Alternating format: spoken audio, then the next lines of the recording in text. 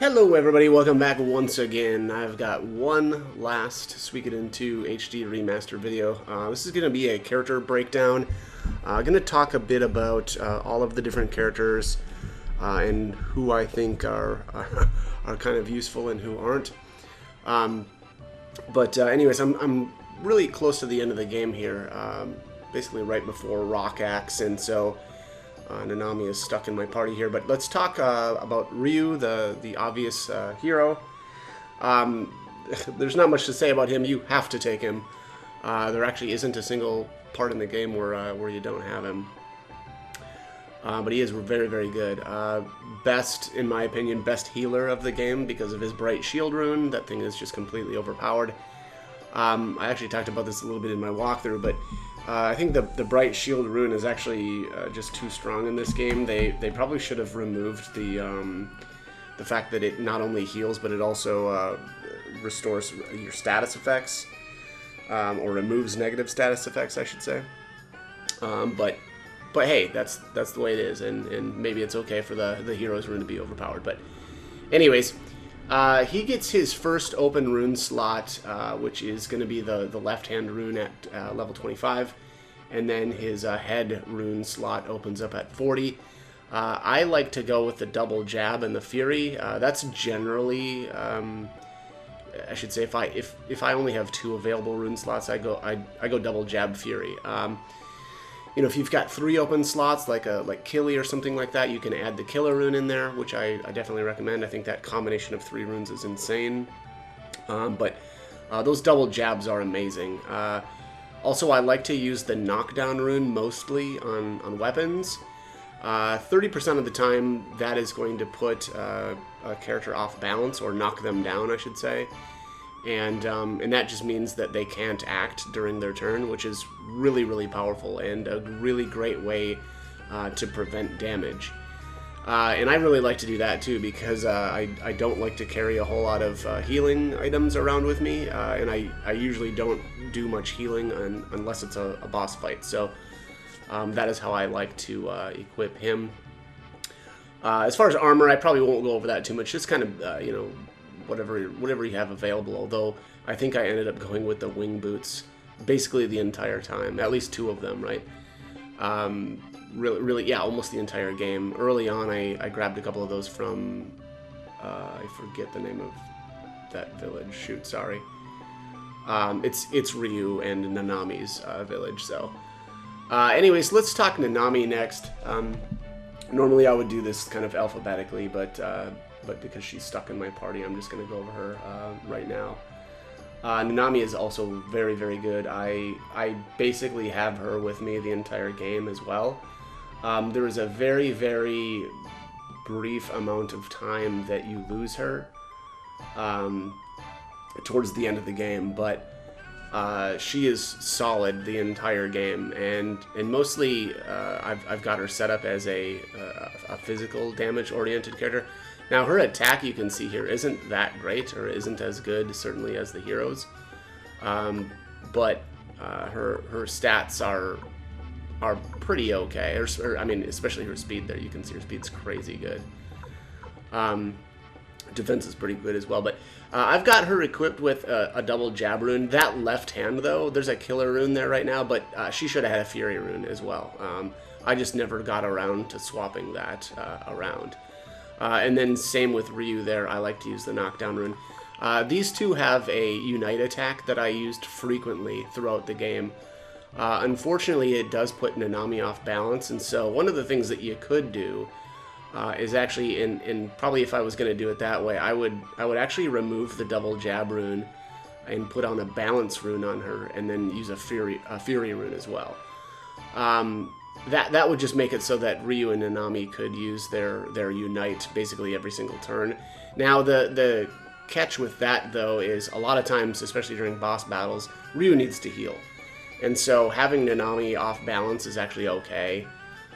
So kind of at the end of the day, I didn't go that route, and I don't think I would recommend that over like a double jab fury for her. But yeah, that's Nanami. Okay, next up is Abysboa. There isn't much to talk about in terms of Abysboa, just because I don't like the monsters at all. I think the monster units in this game are just trash, and that's generally the case with every Suikoden game. They're basically always bad. For one thing, they don't have a weapon, which means you can't attach a weapon rune to them.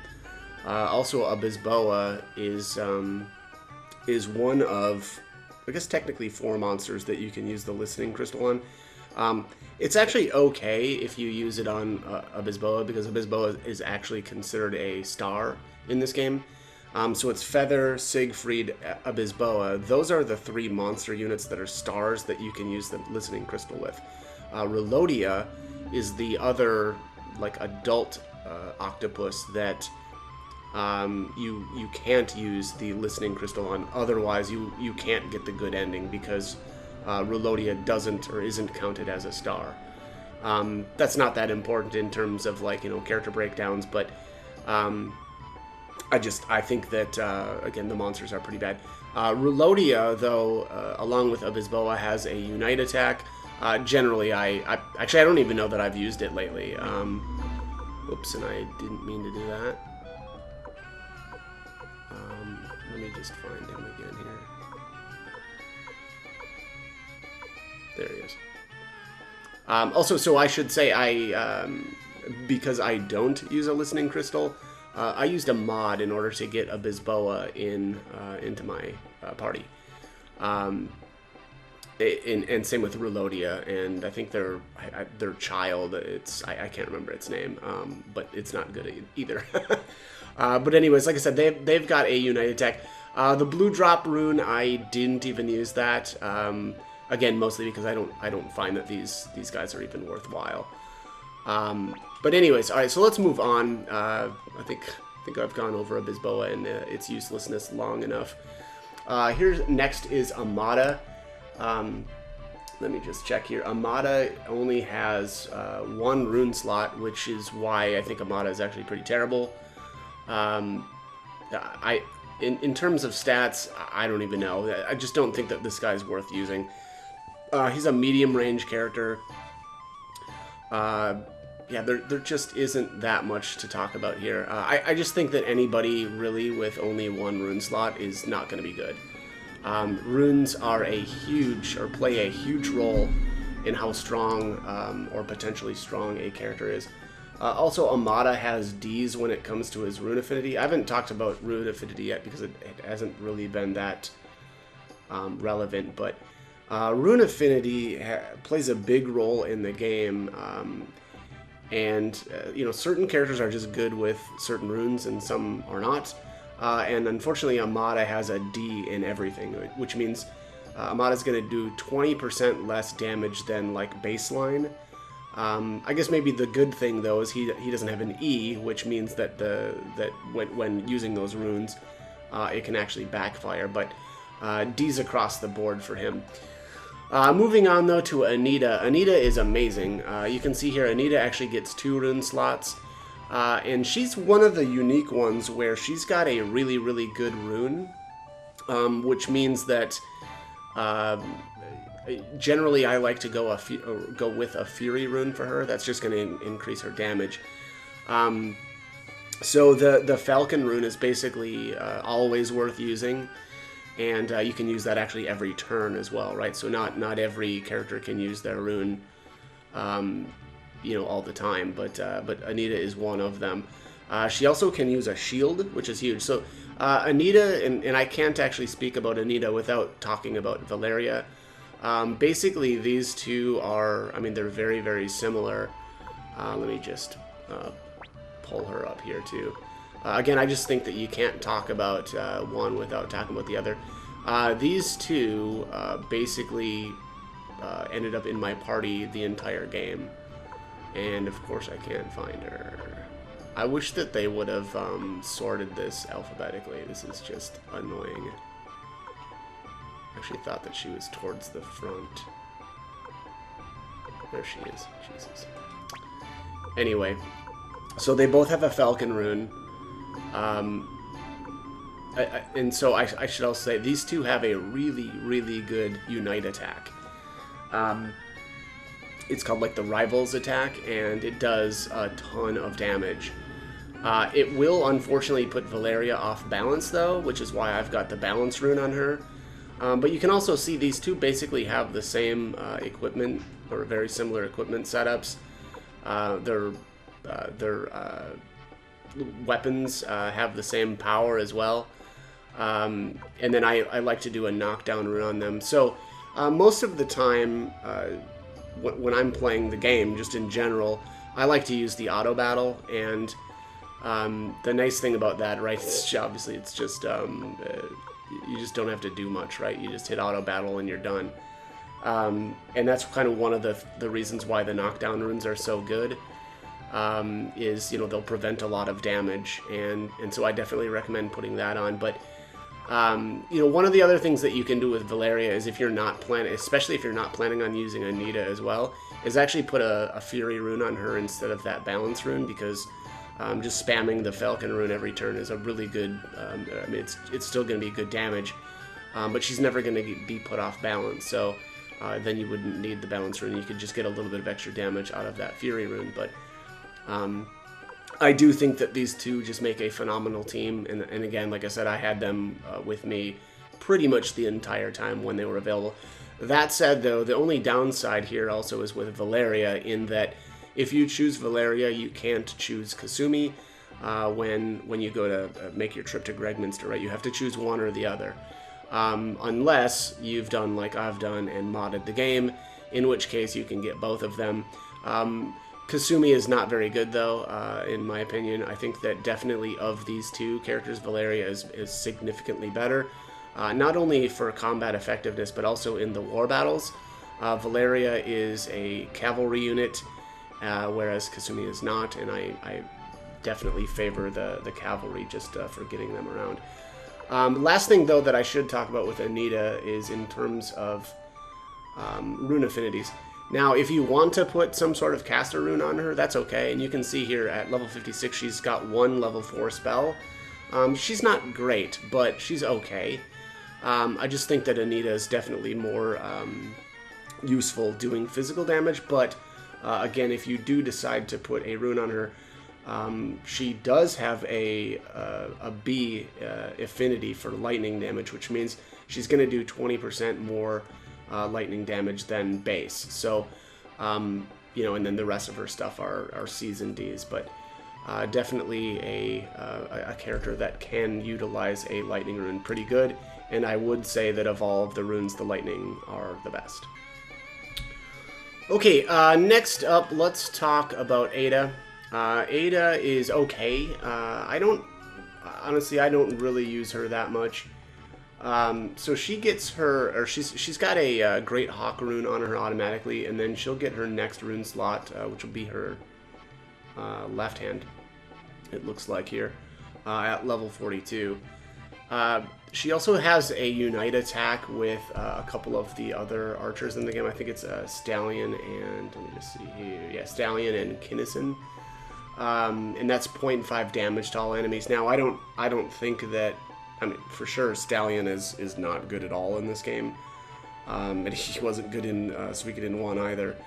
And that's because he's got that rune that doesn't really do anything in terms of combat effectiveness. It's fun to just kind of run around fast with him, but he's just not that good. So, anyway, so that's why I don't think Ada's very good either. I think she's actually pretty good in the war battles, though. She has that forest walk ability that allows her to move really far in or through forests, and she's an archer as well. So, you know, again, kind of a good war unit, but in terms of actual battle, I never really used her.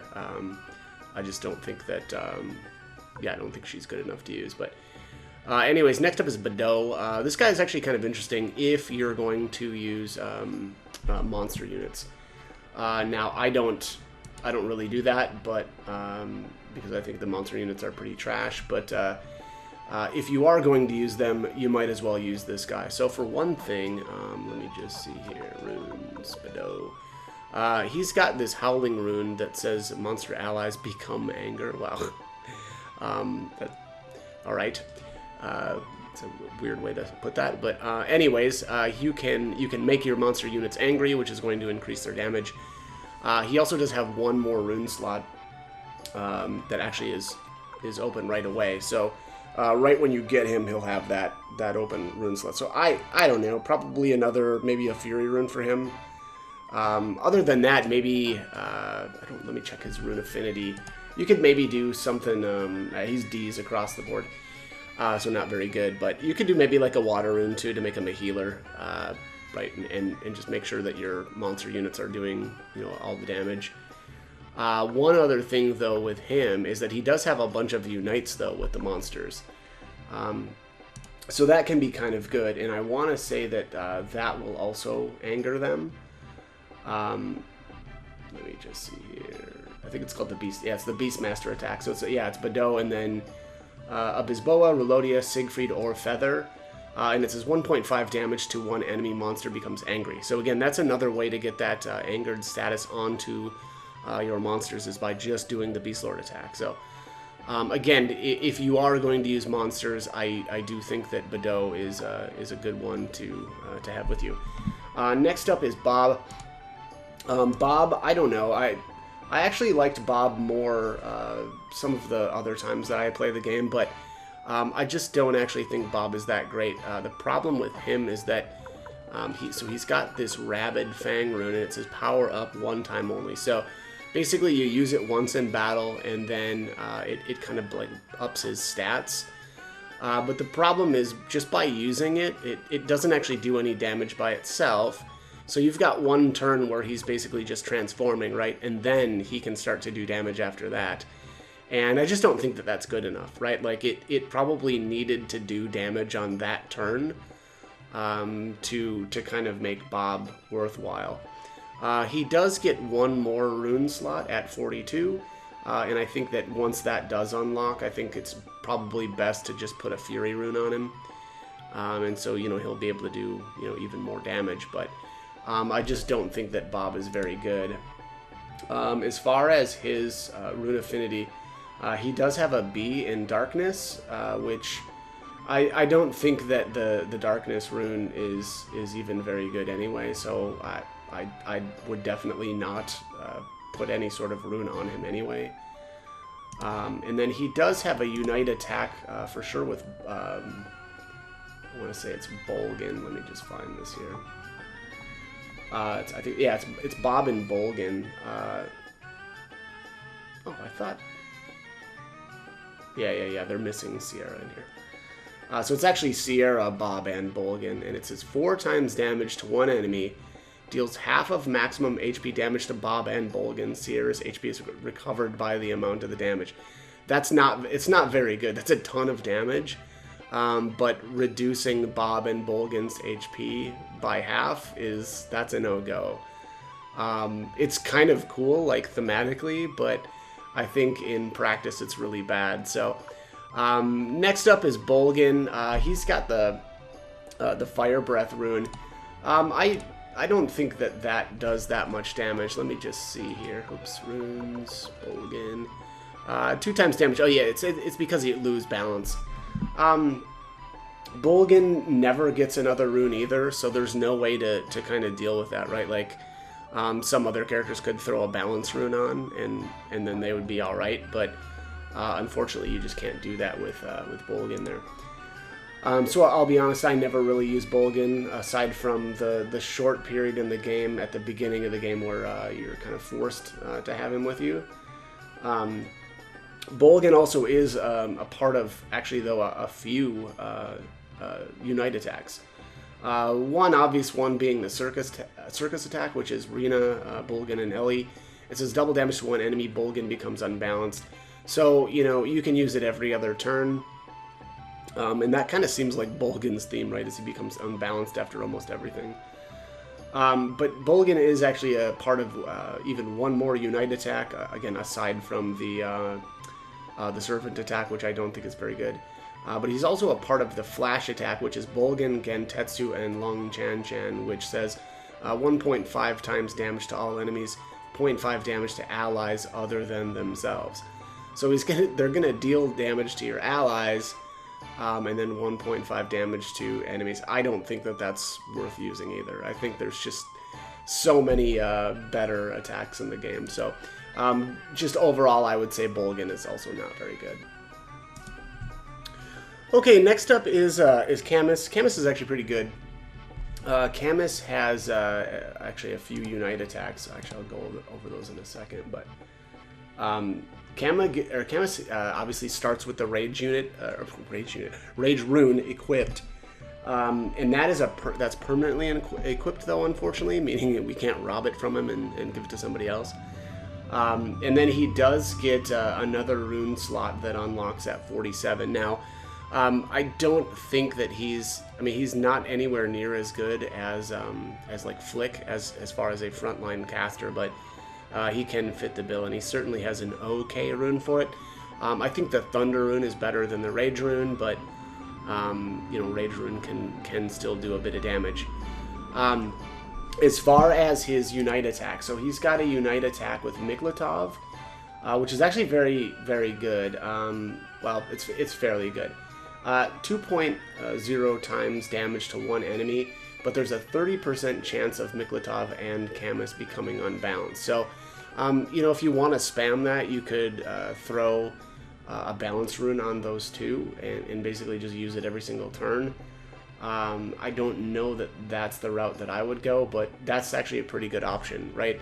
And you could then, I don't know. I don't remember if Camus and Miklatov get level 4 spells, but one of the things that you could do is blow their magic during a boss fight on those level 4 spells, and then go into spamming that Unite attack.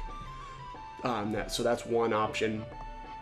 They also do have a very, very good Unite attack along with Flick. So you'd have to add Flick though to the mix, right? So Flick, Camus, and Miklatov.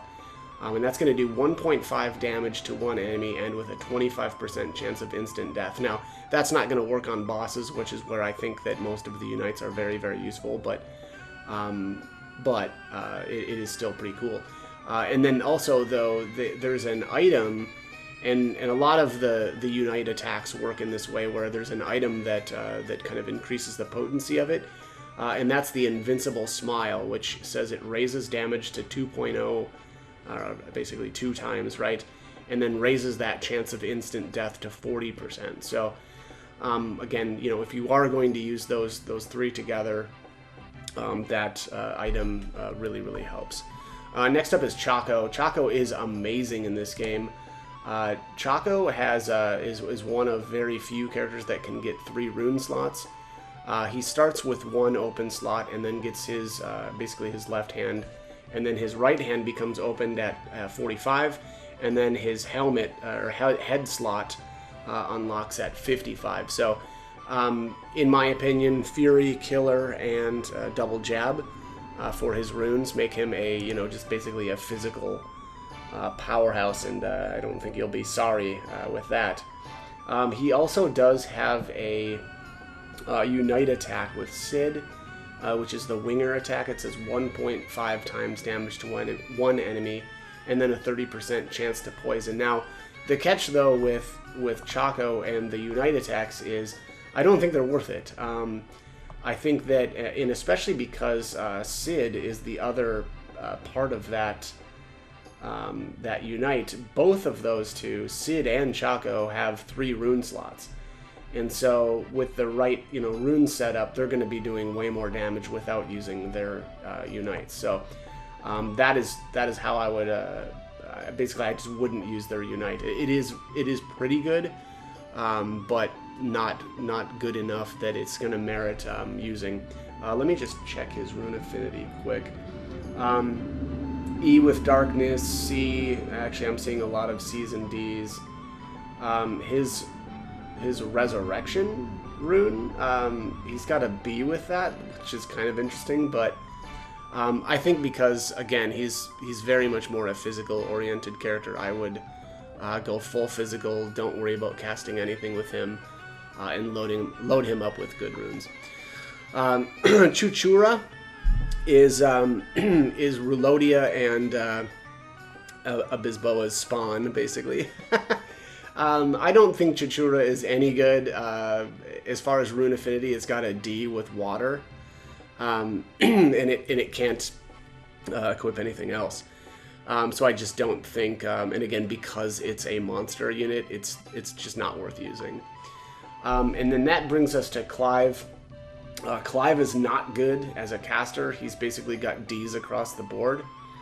So yeah, definitely not worth using there. Let me check his runes. Yeah, wow, he only ever gets 1 rune slot too. Clive's garbage. Sorry, Clive fans, or Clive fans, he's not very good. That's sad. So yeah, I actually would just not. I would not recommend even using him at all. I guess though I did briefly use him once or twice, and I did put a double jab rune on him, which is okay. Obviously, he's more physical oriented. I would argue, mostly because his rune affinities are trash. But also, he's a long range character, meaning that he's never going to be countered. So, you know, generally he's going to be pretty safe in the back row.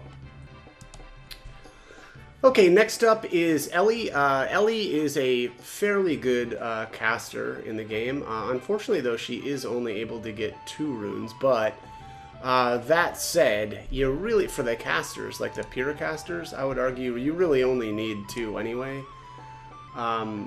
You need basically whatever rune, whatever damaging rune that you're going to put on her, and then like a wizard rune. Ellie's best affinity, unfortunately, though, also is with fire, which means, you know, either a fire or a rage rune. Now, I think that basically the lightning rune is the best of all of the, like, if you're going to do damage, the lightning is the best. So she's held back a little bit there by, you know, her rune affinity. Now, she does have a C in lightning, though, so, you know, she'll just do kind of normal damage or average damage with the lightning rune. She does get 2 rune slots as well, which is pretty good. She just has 1 automatically, and then she'll get another at level 25. So she does get her runes very, very early, which again I think does make her a pretty good caster. Also, she's part of quite a few Unite attacks. Let me just track those down here. I think they're all, yeah, 3-mans.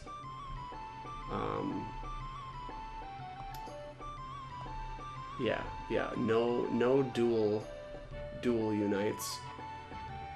So she's part of the circus attack, which says 2.0 damage or times damage to 1 enemy, and then Bolgan is unbalanced. You know, that one's okay. You're not going to be able to use it every turn, right? Because Bolgan is going to become unbalanced. So basically, it'll be every other turn you can do that. Well, actually, she's only a part of the circus attack. Okay. Oh, I think I was thinking about her sister. Her sister's part of more unites. Yeah, it looks like she's just part of that one. So I don't know. Honestly, I don't think that the circus attack is good enough to merit, you know, bringing Bolgan. Certainly, I think Bolgan is like the weak link of those 3 characters. So. I think that Ellie is a good enough caster on her own to merit, you know, using her, and especially early on. Like I said, she gets that 2nd rune slot so early that you know, she'll be a good caster the entire game. Next up is Feather. Feather is another one of the monster units, which I think is, you know, bad. He does have the Shining Wind rune. I don't even remember looking at this thing, but he does get another rune slot at level 40. Which I guess is something. Let me just take a look at this Shining Wind rune here. Oh, it just says Griffin only magic. Okay, well that's so useful. Thank you, game. Again, I don't think that any of the monsters are really worth using. Though Feather is part of, you know, quite a few of the Unite attacks involving monsters. So it's one of them is Feather and Siegfried. It says three times damage to 1 enemy. Siegfried and Feather become unbalanced. Now, you could do a balance rune then on Feather, and hopefully Siegfried as well. I don't remember. Let me just check if Siegfried gets another rune slot. never, honestly, I just never use those two, so it's always tough. Yeah, he gets plenty, actually. Siegfried gets technically 3 rune slots, so you could go that route, right? Go balance on them and then just spam that double monster attack every turn, but I don't think that's good enough. I mean, that needed to be quite a bit higher. That needed to be like a 6 times damage to make that good, in my opinion, but you know, the problem is the monsters take up 2 slots in your party, so had that not been the case, right, like had the monsters only taken up 1 slot, then they totally would have been worth using, but as it is, not so much. So anyways, the other one you could do is the 3-person, the Beastmaster attack with Bado, so it's going to take Bado and then Siegfried and Feather, or Feather and a Bisboa, or Feather and Relodia, right, so like it's any combination of 2 monsters. And it says 1.5 damage to 1 enemy and monster allies are berserk. Now that's actually pretty good too, right? You could, you know, go more of a caster route with Feather, like, and I think his rune affinity, his best rune affinity is with Wind. But you could go with the Beastmaster attack, have a Wind rune, and then basically, once you're done casting, right, and using your MP up, you could do physical attacks with your monster units, and they would also then be berserk because of Bado. The millet dumplings actually increases the chance, or I'm sorry, makes it so that all allies become berserk. So I guess that's going to be like, I think that would be Bado then would become berserk, and then Ryu as well. So, you know, something to think about, although, again, I still don't think that the monsters are worth using. Next up here is Flick. Flick is amazing. Flick is one of the best casters in the game, specifically, I would say, because he's a frontline. So short range, but he's got the heavy armor, or the good armor to kind of back that up, right? He's able to use shields as well, which is huge. Also, Flick has 2 rune slots. Right now, I've actually got him equipped with a double jab and fury. I actually don't think that that's the best way to set him up, just because he's such a good caster. So I think you're kind of wasting a bit of potential with Flick by doing something like this. But the double jab and fury will help you, you know, clear random monster encounters faster. But it's easy enough to do that anyway, and so I don't really think that he needs to do that. I think that, you know, some sort of like caster rune so that you can do a bit more damage to bosses is kind of the way to go. Now, maybe it's obvious, but his rune affinity is definitely for lightning, which is really, really good. That's the best, in my opinion, rune that you can throw on somebody in terms of, you know, dealing damage to bosses. So definitely once you, I mean, I think he actually starts out with a lightning rune, and you can use that until you get a thunder rune. And then once you get a thunder rune, though, I would swap that out. And then actually probably stick with maybe a fury rune. It's a toss-up, though, right? You can do fury or double jab, in my opinion, but fury actually may be just a little bit better, especially if you decide to bring Nina with you. So with Nina, what you can actually do there is, you know, have that either, again, a lightning or a thunder rune equal to Flick, use up your best spells, and then go into spamming the groupie attack with Nina, which, you know, Nina will be put off balance, but you can put a balance rune on her so that you can continue to spam that. As far as unites, I already went over Flick's unites with Miklatov and Camus.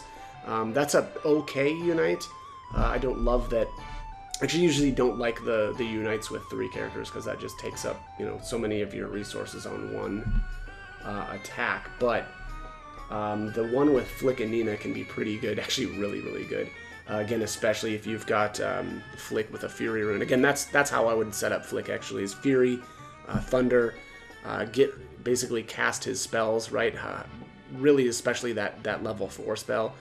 I think if you level Flick high enough, he might get to 2, but that's going to take some work.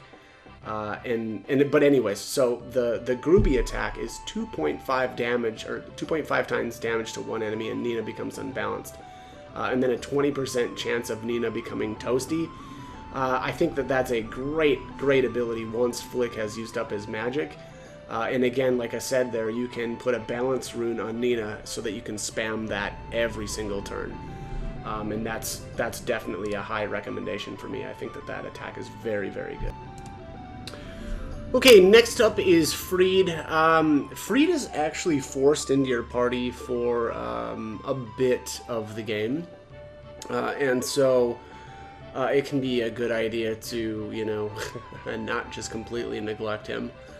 That said, he does get 2 runes eventually. So he starts out with 1 open slot, and then he does get an additional rune at level 40. So that's not too bad. One of the issues that I've got with him, though, is that he's got that lightning rune permanently attached to his weapon, which I don't really love. I really like the knockdown rune. So, you know, him having that lightning rune stuck there is not so great. Also, he does have a water amulet permanently equipped. That's okay, but every once in a while, actually, you can get lucky and the water amulet will completely nullify a magic attack, which I guess is kind of good. So, you know, of all of the different accessories that you could have permanently equipped, the water amulet isn't the worst. Next up, let's talk a little bit about his rune affinities. Oddly, Freed has a lot of rune affinities. So he's got a B in Earth and Fire, which means you're going to be able to do, you know, 20% more damage. And then he also has a B in Wind. So, you know, if you, and I don't know what his magic stat kind of ends up with at 36, it's not that impressive. So I wouldn't expect to be really doing a whole lot with spells for him. But again, oddly has pretty good affinities.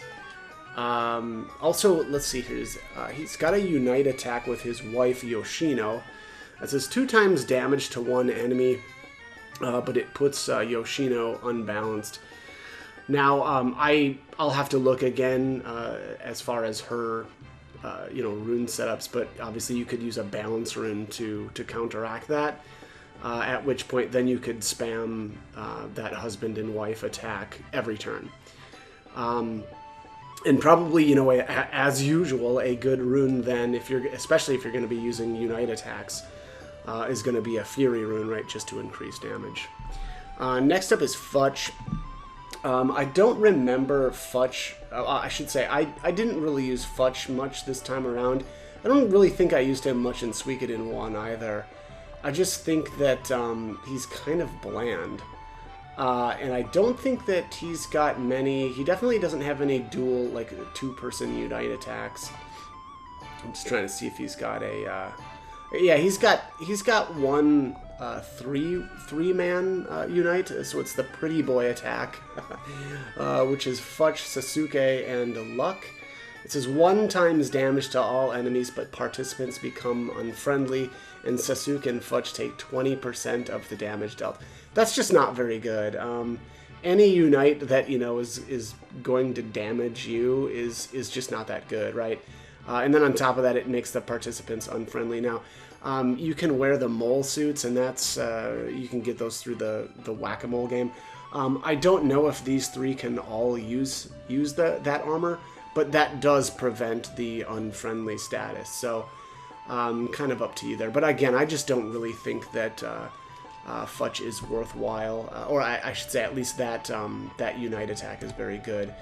As far as runes here, he does start with 1 free slot open, and then he gets his second one at level 30, so he'll never get, unfortunately, 3 runes, which is kind of okay. Let me just go to his stats here. You know, one nice thing, though, at least about Futch, is he can use a shield, so that's kind of nice. Although he's a medium range character anyway, and so, you know, most times I would put a medium range character in the back row. There's a very, very brief moment of time, though, where he is very, very useful, which is if you perform the Matilda glitch, well, which, you know, isn't fair to say here with the HD remaster. If you want to do that kind of, you know, glitch, it's actually you have to mod your game to do it, because the glitch has actually been fixed for the HD remaster. But again, that said, if you do like I have done and mod your game, Futch actually is very, very useful for that little bit of time there. because he will be, you know, significantly higher level, and especially if you've imported Suikoden 1 data. So, you know, that does at least, or there's a brief moment in time there where Futch actually is very, very good. As far as rune affinities, he's not a caster really at all. He's got D's across the board except for his wind. He does have a C, so, you know, unfortunately though, I think that's not good. Especially because I really like the you know, lightning runes as opposed to really any of the other ones. But anyways, next up is Gabocha. Gabocha is kind of an interesting character. He is a long-range character. He has a couple of unite attacks. Unfortunately, though, he does only ever get one rune slot. So that's a huge detriment for him. In terms of rune affinities, he's pretty bad as well. D's across the board, except for Earth. He's actually got an E, and so you absolutely do not want to do really honestly any kind of casting with him, and especially not Earth type attacks.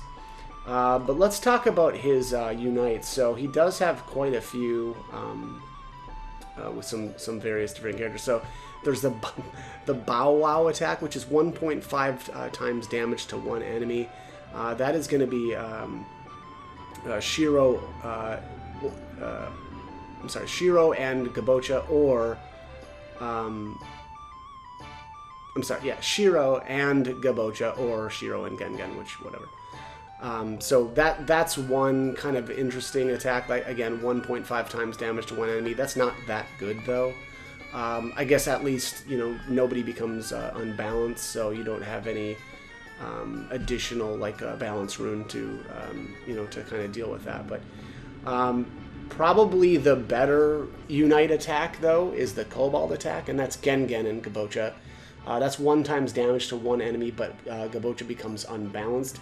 But there's a 20% chance of triggering the 100 Cobalt attack, and the 100 Cobalt attack does 3 times damage to all enemies. Also, the Dog Whistle will increase the chances of the 100 Cobalt attack to 25%. I don't think that's very good, though. That's a very, very minor chance increase, right? 20 to 25% with that item. So that's not very good. And 1 times damage to one enemy is also not good. And then the penalty of Gabocha being unbalanced is actually just really bad. If you want to spam that, obviously you could use a balance rune on Gabocha. And then at least that way you'd be able to perform that attack every single turn. But I think generally Gabocha's just not very good. Gadget is very, very interesting. Gadget is I mean, it's basically considered a monster unit. So unfortunately that means, you know, no weapon runes, no actually other runes either, which is a huge drag for a Gadget. That, you know, I mean, just not being able to equip runes is just huge in this, unfortunately. Which also then makes him, you know, very, very bad. The one kind of goofy thing though, or very, maybe I should say unique thing with Gadget is he's got an insane defense stat, which they just abbreviated to PROT. You can see there he's got a 242 right now at level 31. I actually messed around and I've got another save file where all my characters are level 99, and I want to say he had over like 450 defense at level 99. So Gadget is absolutely a tank. So definitely somebody that actually is pretty good in the front row. Gadget does have a unite attack with Meg called the Trick Attack, and it says 1 times damage to all enemies. And then there's another item called the Lubricating Oil, where if you equip that on Gadget, maybe even Meg, I don't know if it matters who you equip that on actually, but it says raises damage to 1.5 times. That is actually very, very good. A 2-man, you know, unite attack that damages all enemies and does 1.5 times damage is, again, very, very good. I just don't think that Gadget's issues make up for that amount of damage. Okay, next up is Gentetsu. Gentetsu is one of very few people that can get 3 runes. He's a short-range character, which I don't love, but He also is a bit more of a caster, I would say. That said, though, again, you know, if you've got Fury, Double Jab, and Killer Rune, he can do some pretty serious damage. I don't know, though. I just think he's seems to me to be more of a caster. So yeah, it's a little bit of a, honestly, kind of a waste, I would argue, of, you know, a character that is able to get 3 slots. So that's unfortunate. As far as rune affinity, he has an A in resurrection runes and a B in water. So, you know, again, up to you on, and obviously he's got the resurrection equipped when he comes, you know, or when he joins, I should say.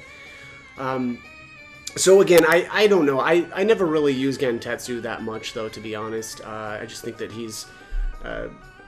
it's just a shame that he's one of very few characters that gets the 3 rune slots, but he's not as, like, physical oriented as some of the other characters that can do some serious damage with that setup. But I think he's got, let me just check here. I'm pretty sure he's got some unites too, or at least one. Let me just see if I can find it here.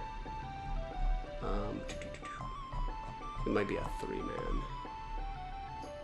I could have swore he was one of the ones that's got the, yeah, flash attack. That's what I thought, which is not a very good unite, though. So that's the one, 1.5 times damage to enemies, but 0.5 damage to all allies. And you can put the sunglasses on your units to prevent that damage, but I just don't think that that's good, right? Like using or forcing you to use an accessory to prevent the damage from a not very good you know, unite attack anyway. And on top of that, it's with Bolgan and LC Chan. And I mean, LC Chan is okay, but Bolgan is a pretty bad member, kind of just across the board. So I wouldn't recommend doing that. Anyways, all right, so let's get into Gengen. Gengen's actually pretty good. He's got a couple of unites. I actually mentioned this earlier. So Shiro and Gengen have a unite 1.5 times damage to one enemy. Gengen, let me just see here for runes. I think he might only get 1. Yeah, he only ever gets the 1 rune. That's a pretty huge problem. You know, I'm not a fan of characters that can only ever get 1. And then on top of that, he's definitely a physical-oriented character. He's basically got Ds across the board in terms of affinities, or rune affinities. Aside from Earth, he actually has an E, so that's even... he's actually just like Gabocha, or similar to Gabocha. That said, you know, where he is somewhat powerful is his unite attacks. So again, the Bow Wow attack, that's with Shiro, or you go with the Kobold attack, and that's with Gabocha. Again, 1.0 times damage to one enemy, and then Gabocha becomes unbalanced, but with a 20% chance of triggering the 100 Kobold attack, which is 3 times damage to all enemies. And then you can use that dog whistle to increase the chance of seeing the Kobold attack. That said, though, I don't think that Gengen is really worth using. It is cool when you see that 100 Kobold attack happen, but at basically a maximum chance of 25%, that's just not worth it. Other characters and other uniques will definitely out damage him. Next up is Genshu. Genshu is actually, he has no rune affinities?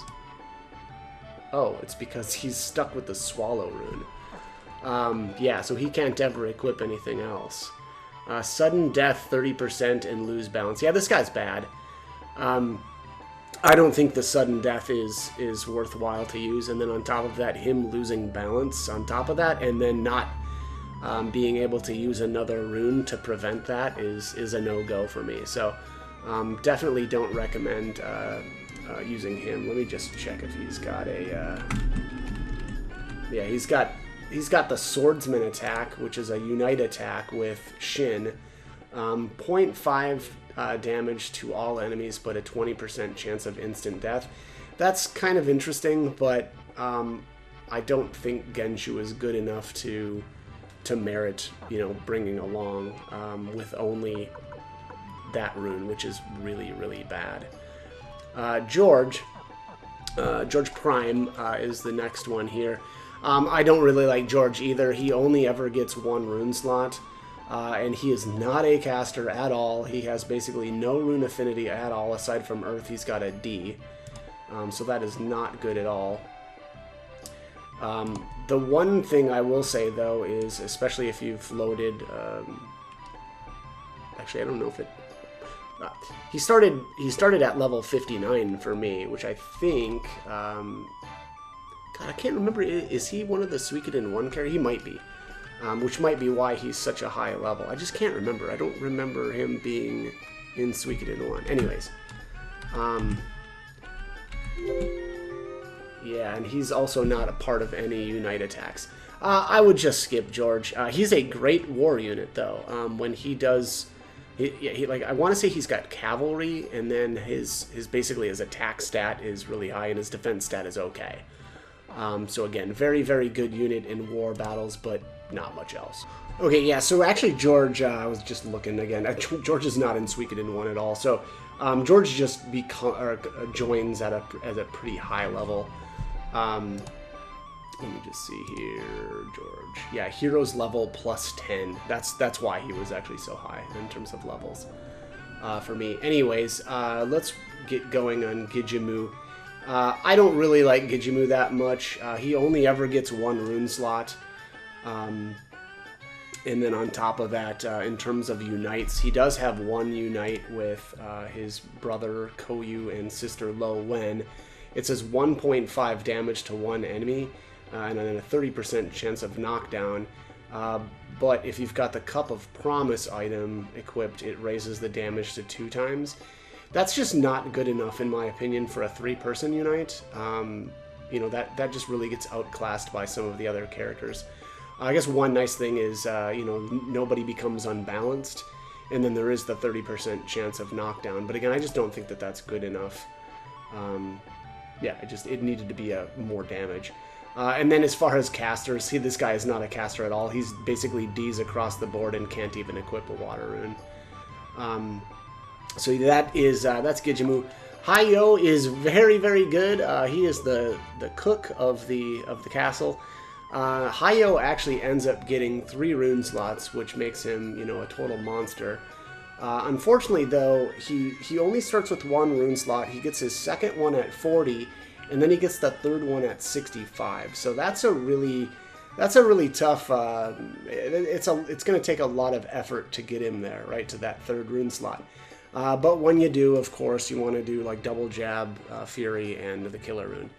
And he will do some serious work. He's also a short-range character, though, so obviously he's going to be stuck in the front row.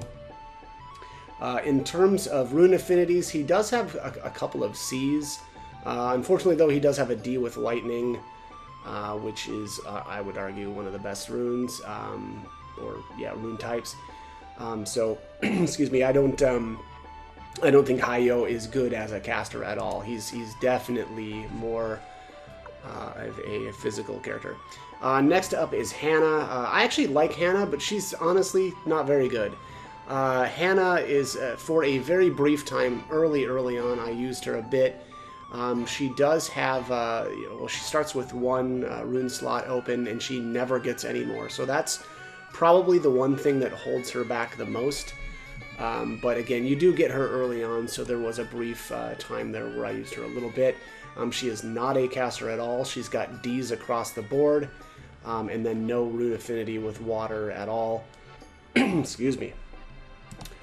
So I do not use her. Hannah does have a unite attack with Olan, which, I don't know, is okay, but I think honestly, though, probably not good enough to use.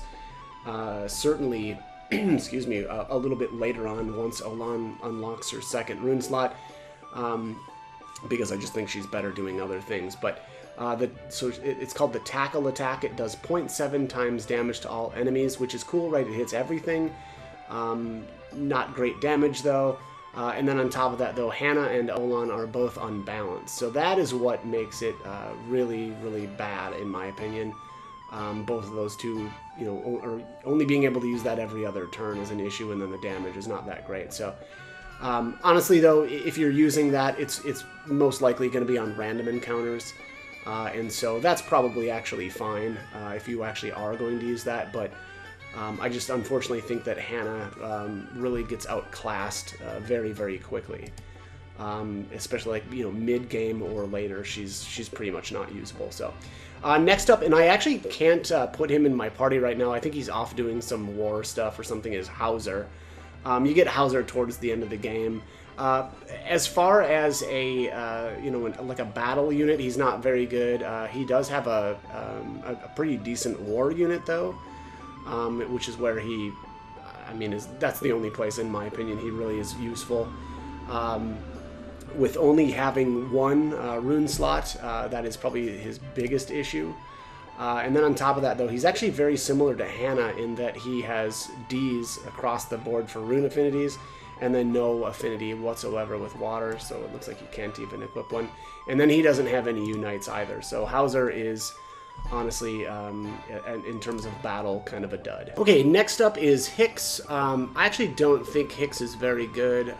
Unfortunately, he only ever gets one rune slot, which you're probably going to want to put a Fury rune in there, but I guess one kind of unique thing with him is he's got the Exertion rune permanently equipped on his weapon, which is kind of good, right? So basically its attack power increases, excuse me, each turn.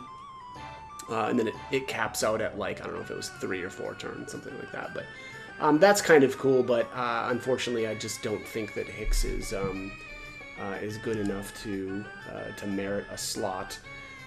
His rune affinities are pretty bad. He does have a C, though, in a couple. It looks like Earth, Fire, as well as Resurrection, and then Wind. But he's got an E in Lightning, which is horrible. Not that I would ever use him as a caster anyway, because I think his stats are not good for that, but definitely avoid Lightning Magic if you ever try doing anything like that, because you're probably going to backfire. Anyways, Hicks does have a Unite attack, though, with Tengar.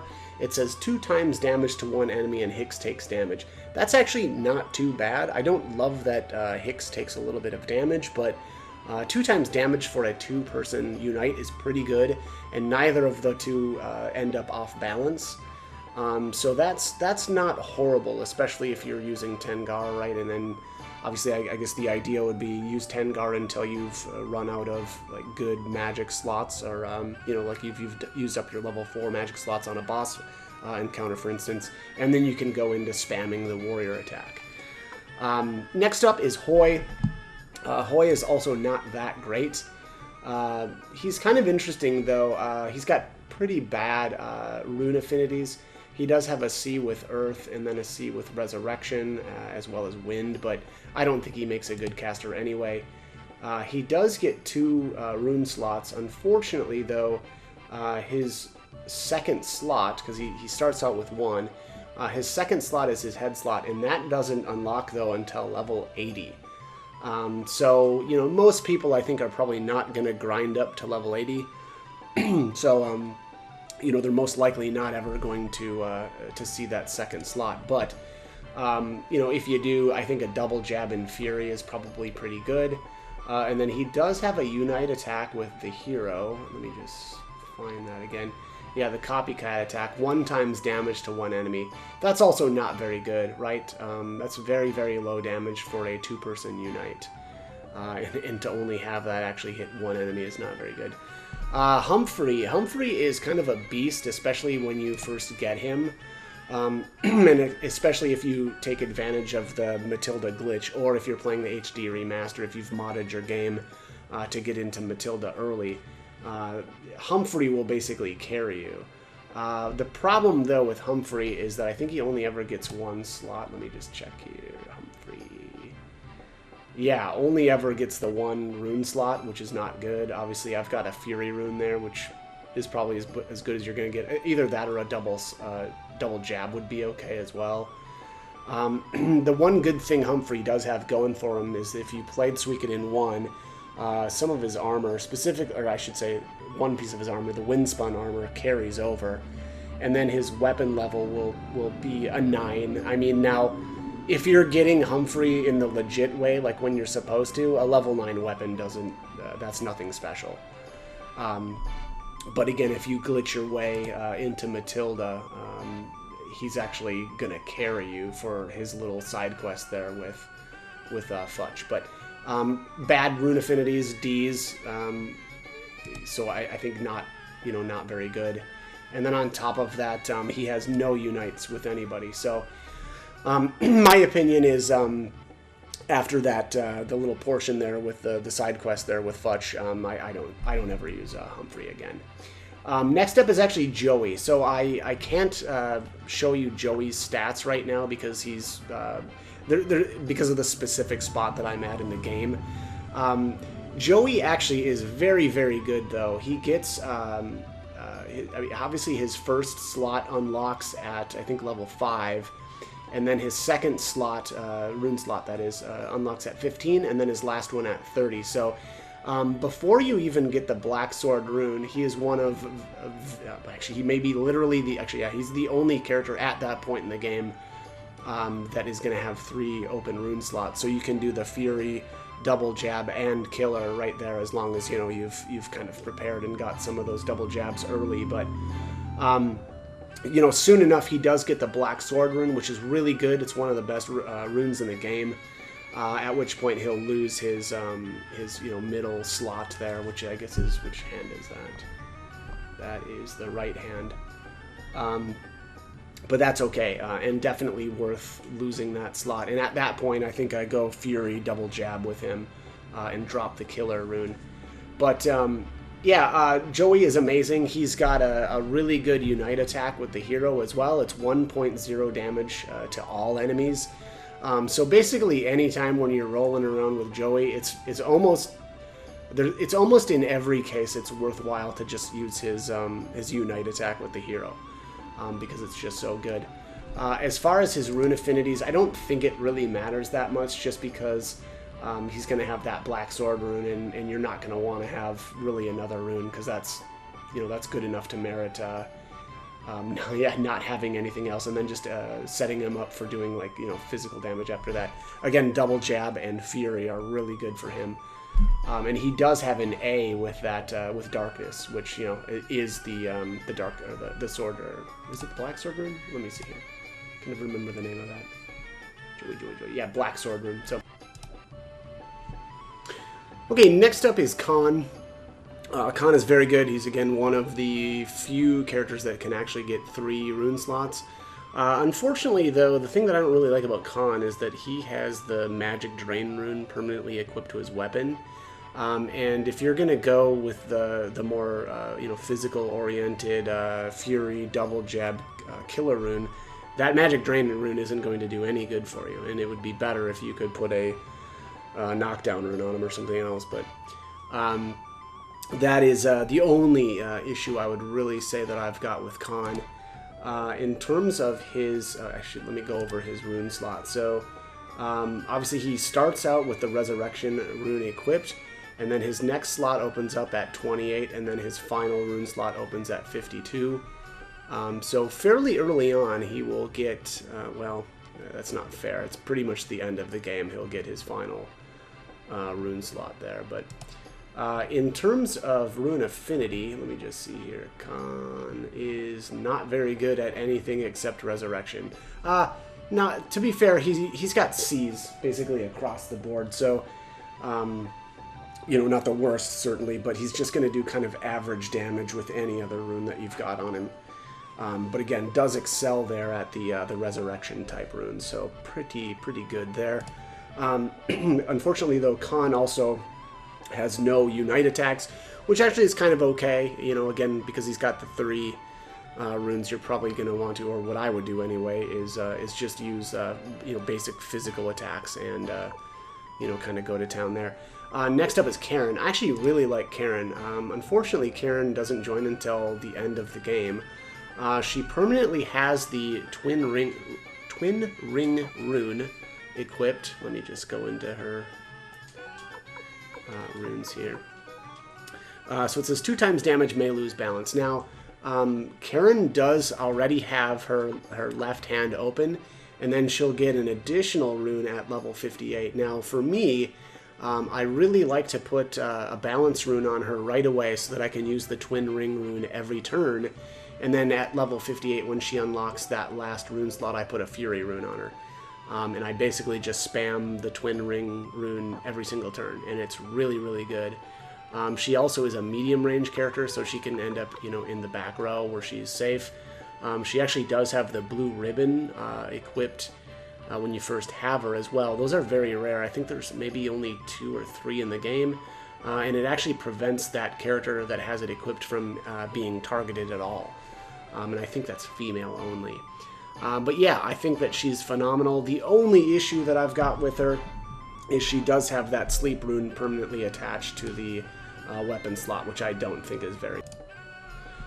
last thing with Karen is, let's just go over her Unite attack. So, she's part of the Beauty attack, which is any 3 of Rina, Karen, Lorelei, or Kasumi. Now, there used to be a bug in the original version that actually decreases the chance of sleep when Karen and Kasumi were involved. My guess would be that's probably fixed, but I can't confirm that.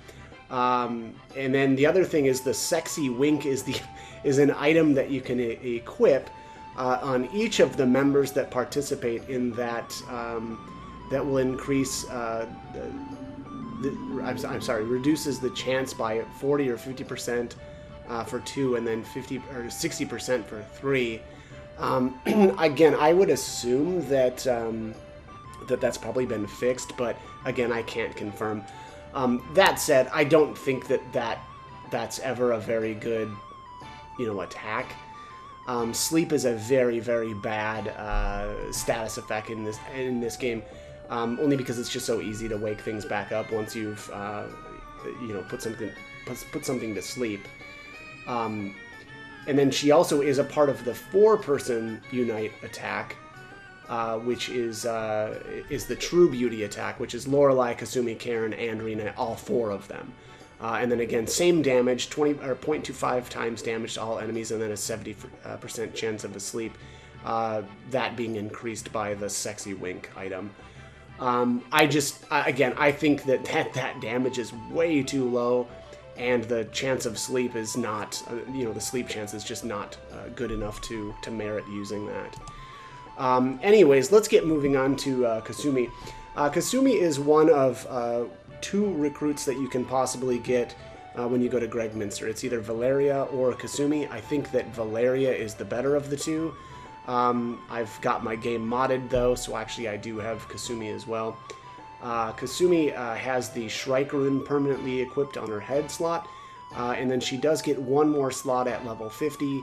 Probably the best rune to put there is a Fury rune.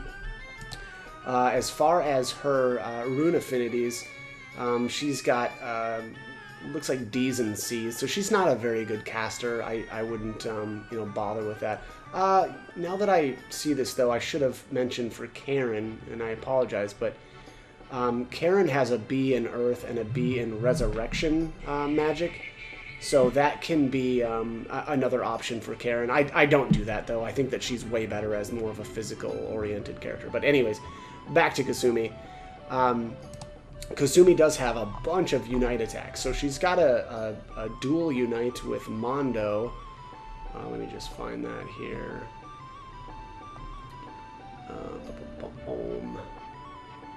Yeah, here we are. Ninja attack. 1.5 times damage to 1 enemy, 30% chance of knockdown.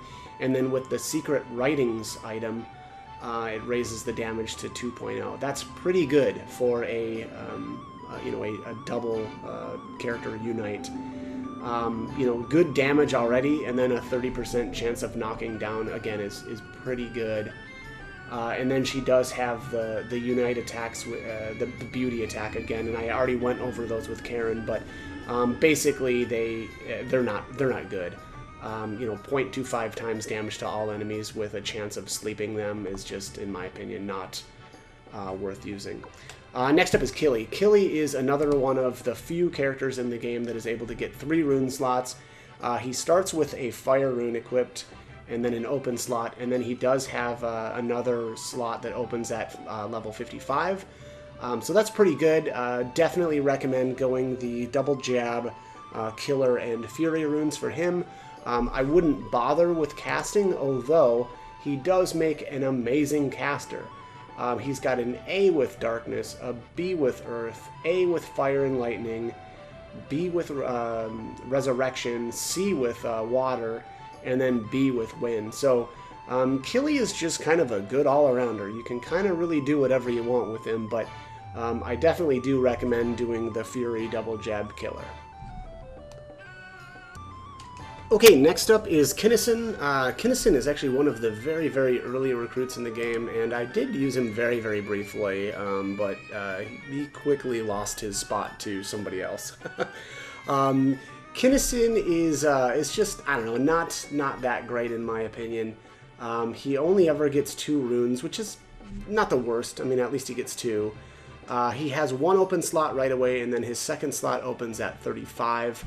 As far as rune affinity, not very good with anything, D's mostly. He does have a C with earth and wind, but not really a caster in my view. Probably your best bet for runes is doing like a fury and a double jab.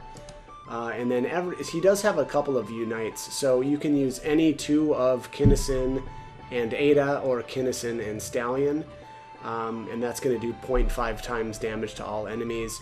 Which, you know, it's okay, but not phenomenal. I do like that it does damage to everything. And then he does have another Unite attack with his dog Shiro, which is the Loyal Dog attack. 1.5 times damage to 1 enemy, and then 0.5 damage to 1 enemy column. So basically the enemy that you choose, the one behind it, or the enemy behind it, gets 0.5 times damage done to it as well. Now, that's actually kind of good.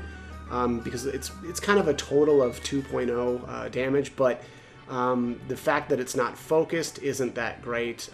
You know, especially once you're onto like a boss battle, it's not going to be as powerful as a lot of the other 2-person unites. So I just generally don't really think that Kinnison is all that great. Koyu is up next. He only has 1 rune slot, which is probably his biggest issue. He does start with a Gale rune, which is kind of unique, but I mean, you can get more of them if you know where they're at. Eventually, the Gale runes do stop dropping, so it is kind of nice, especially if you wanted a Gale rune and forgot to or didn't realize that you had to farm one early. At least he's got one for you, but again, only 1 rune slot is really going to hurt him, and he doesn't have really any affinity with magic. He's got D's across the board, so he's just not a good caster at all. Let me just check his unites. I know he's got unites with his siblings, Gijimu and Lo Wen. So that's the Bandit attack, 1.5 times damage to 1 enemy, 30% chance of knockdown, and the Cup of Promise raises that damage to 2.0. I don't think, though, that that's good enough to use. Again, it takes 3 characters, so I think the damage needed to be higher for that to be useful. Long Chan Chan is Wakaba's master. He joins actually at Wakaba's level +7. He does have the White Tiger rune, and then he does unlock 1 more rune at level 40. Let me just take a look at the damage on White Tiger. Here he is. Only for fighters, 2 times damage and may lose balance. The fact that you lose balance, or there's a chance of that makes it, not that great. But, it's kind of okay. As far as rune affinities, though, surprisingly, he does have a B in fire. But D's everywhere else. So, he can do okay damage with a fire rune. Let me see here. As far as his unites, let's find him. I think he's got, it's Twin Fighter attack. 3 times damage to 1 enemy. It says Elsie Chan and Wakaba must be berserk to use that. Those 2 together do make a phenomenal bit of damage, right? You're going to need that Fury rune, though, equipped in order for them to basically use this every turn. But that's easy enough to do. Again, get a Fury rune and put 1 on Elsie Chan and 1 on Wakaba and just let those 2 wreck. 3 times damage to one enemy is hard to come by. And then on top of that, them being berserked will actually,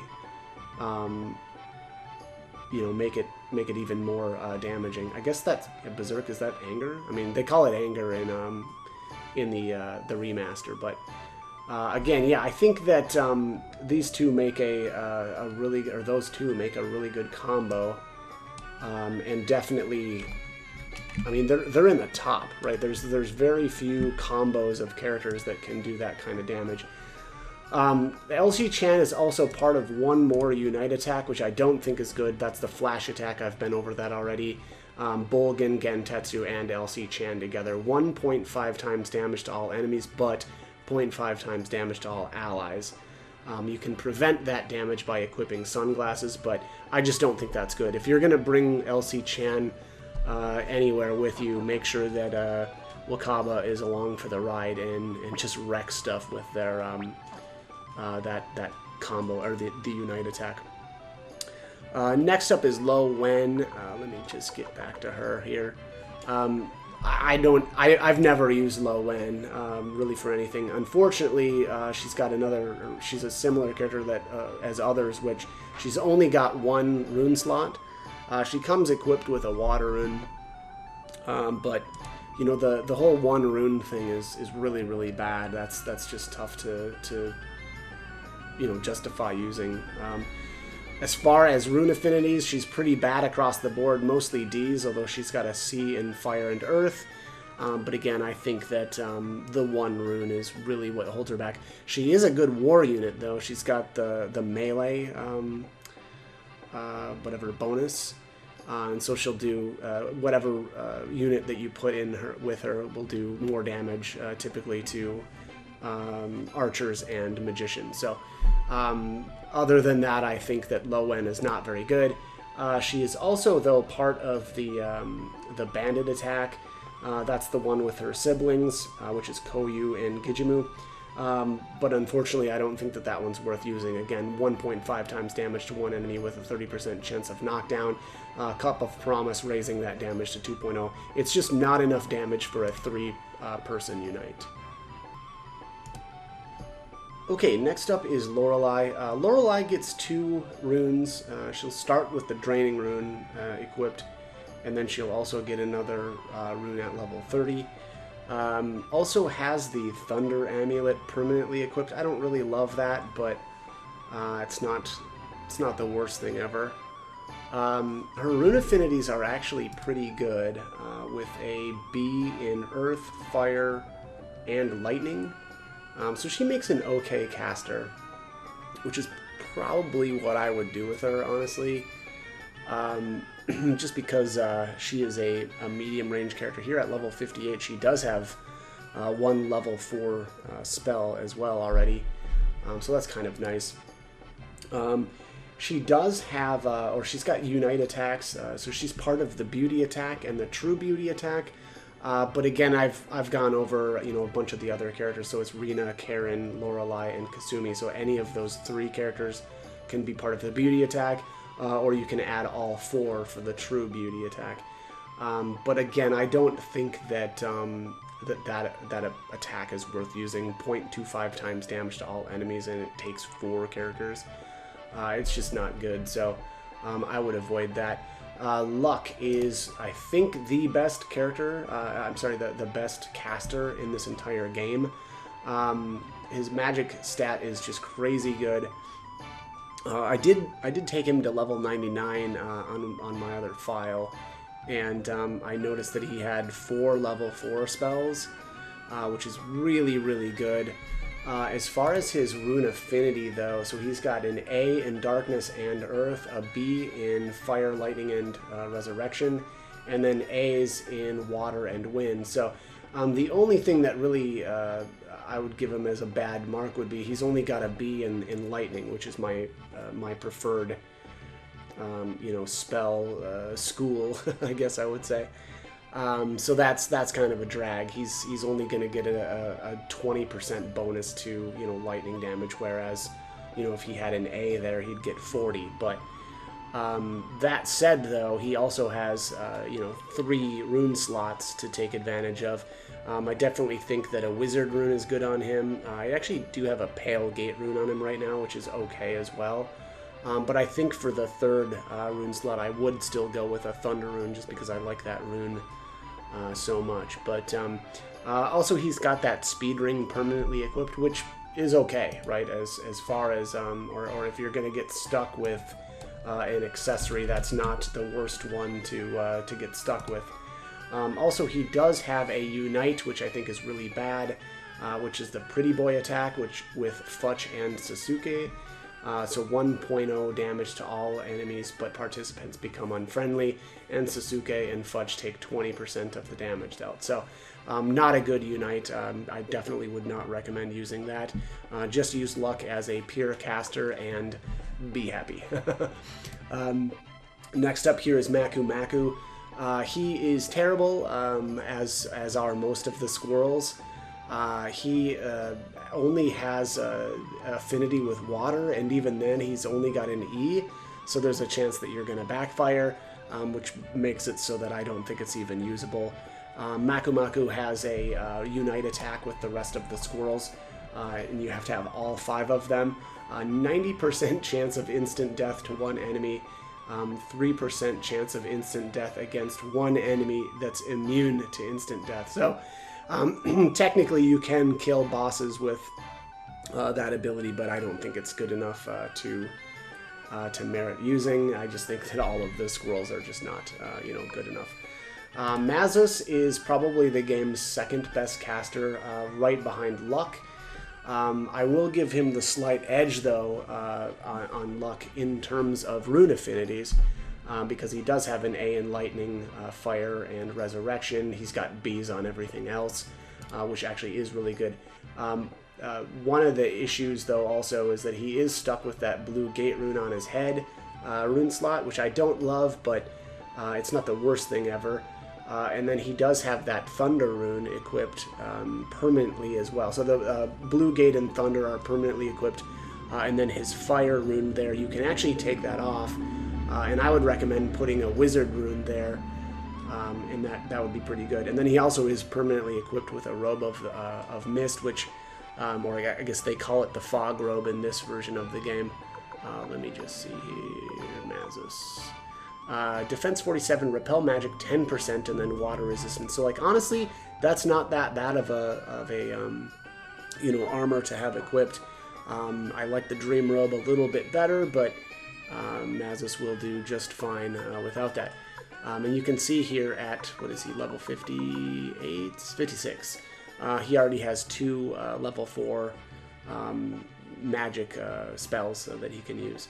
Unfortunately, though, he is a short-range character, so he's either going to end up on the front lines or and have really, really bad attack because, of course, he's basically a pure caster, and so they're not going to do very good damage. But otherwise, you just stick him in the back row and not have him ever attack anything, right, and just use his magic. So that is Mazus.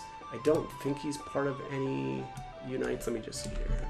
Mazus. Nope, he is not. So that's what I thought. Okay, next up is Tyr, or McDole. McDole is very, very good, especially if you carry over data from Suikoden 1. He will have the Wind Hat and the Master's Garb. Actually, I don't know about the Wind Hat, actually. I think definitely the Master's Garb. I don't remember, though, if he came with the Wind Hat or not this time around. But very, very good character. And also, he starts with, I think, a level 14 weapon right away. Or at least he did, because I had a level 16 weapon in Suikoden 1. So, Tyr is just phenomenal. Very, very good stats across the board. Very, very good caster. And then, of course, he does have the Soul Eater rune, which is amazing, again. Especially his level 4 ability. It's like 1,500 damage to one enemy. It's very, very good.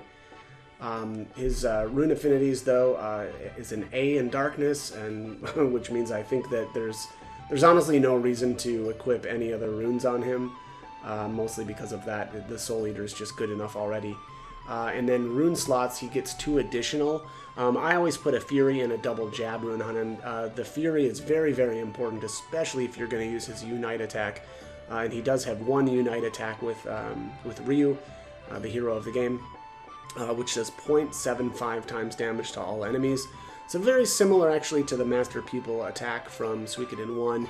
Unfortunately, just does a little bit less damage here. And also, though, that said, because I like to use the Fury and double jab rune on both Tyr and Ryu, I actually think just having them perform separate attacks is better.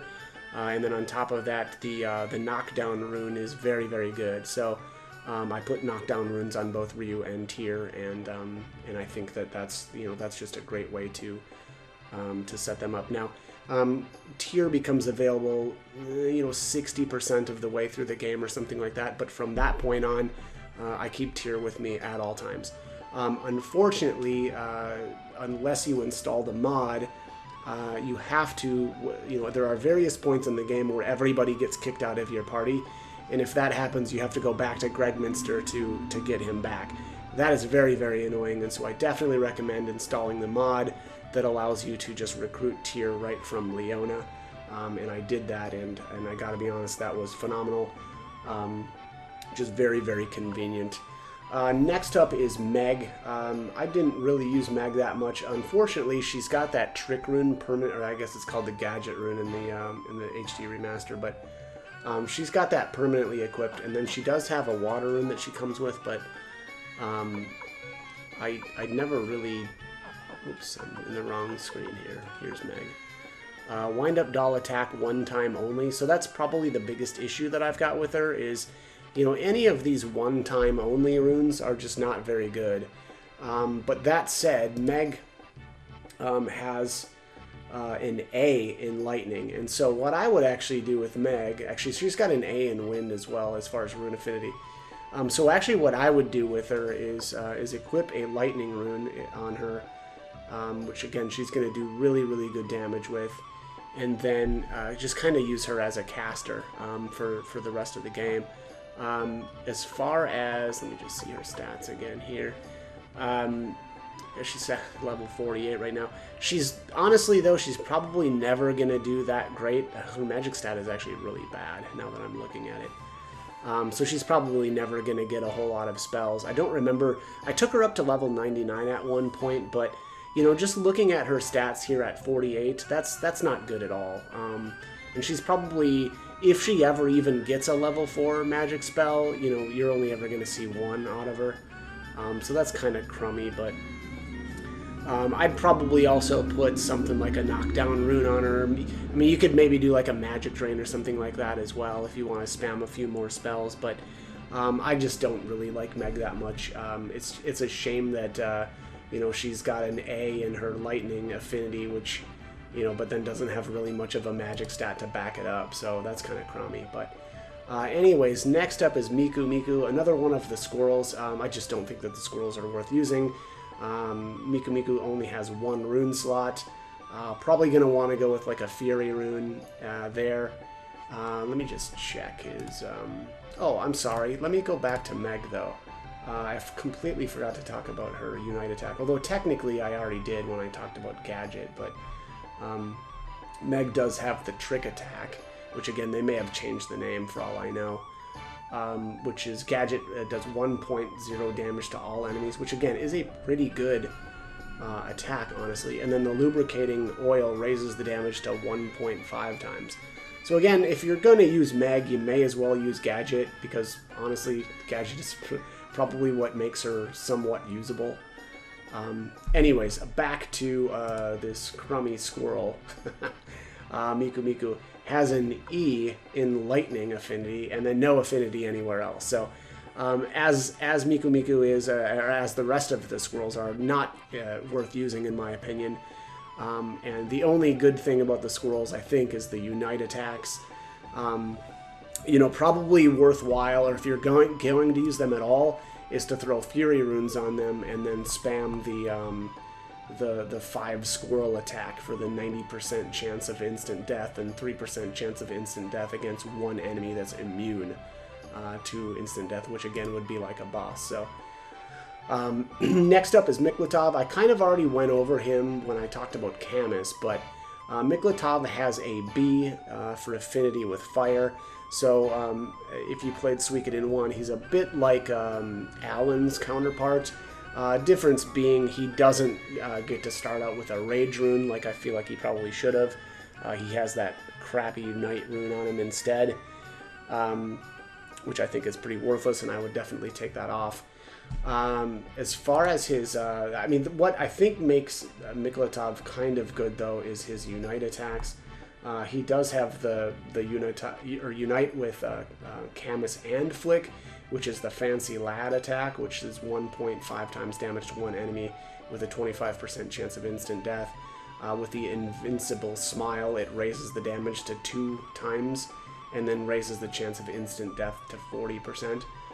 That's okay. Not honestly, it probably doesn't do as much or enough damage.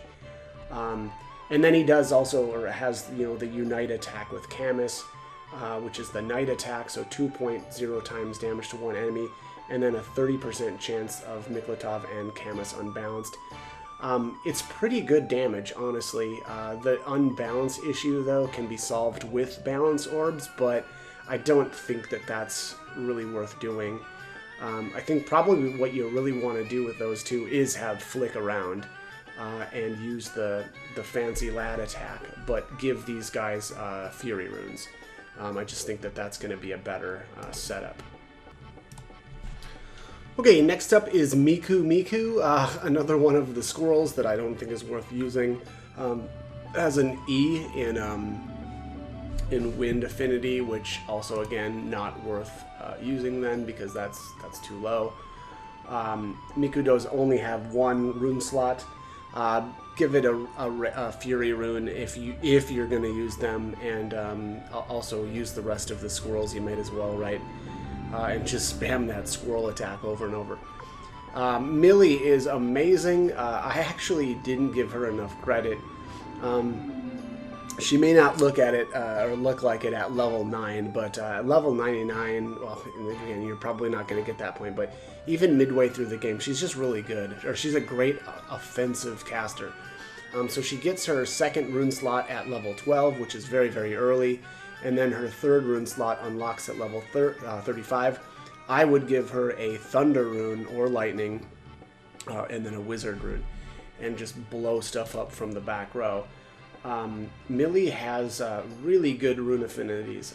B's with Dark and Earth, and then A's with Fire and Lightning, which again I would recommend going with either a Lightning rune or a Thunder rune. D with Resurrection, E with Water, and then B with Wind. So again, very much an offensive mage-oriented character.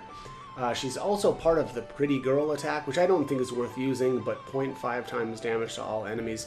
That's Tengar, Millie, and Meg. I forgot to actually mention that when I was going over Meg, but again, I don't think that Unite attack is actually worth using. Moku is another one of these bozo squirrels. Gets an E in Earth affinity, which again, not actually worth using. Only ever gets one rune slot, so again, put a Fury on them and spam that squirrel attack if you're going to bother using them. Mondo is an interesting character. Let me just take a look at his rune again, because I forget what his Mayfly. Damage to one row, but loses balance. I don't think that that's actually very good. I think even if you put a balance rune on, and he gets one more rune at level 45, so technically you could do that. You could put a balance rune on him and then just spam that, but again, I don't think that that's actually worth doing. Let me just see here, his rune affinities, Mondo. Oops, wrong page. He is not a caster. Basically, C in Earth, Fire, and Lightning, and then Wind, and then D's for Resurrection and Darkness. Just don't bother trying to cast with him. And then let me just see his Unites here. So he is part of the Ninja attack with Kasumi. So it's 1.5 times damage to one enemy, and then a 30% chance of knockdown. And then you can raise that damage to 2.0 with the Secret Writings. that is actually pretty good. So I think that, you know, if you're going to use Mondo, make sure that Kasumi is along for the ride and spam that ninja attack. Alright, next up is Nina. Nina actually makes an okay caster. She has a good affinity with fire. Specifically, yeah, just her best affinity is with fire. She's also, that's an A. And then she's got a B with Earth and Resurrection Magic, and then C's with basically everything else. I actually kind of like using her with Flick. They have the groupie attack, it's called. Let me just see here. Nina.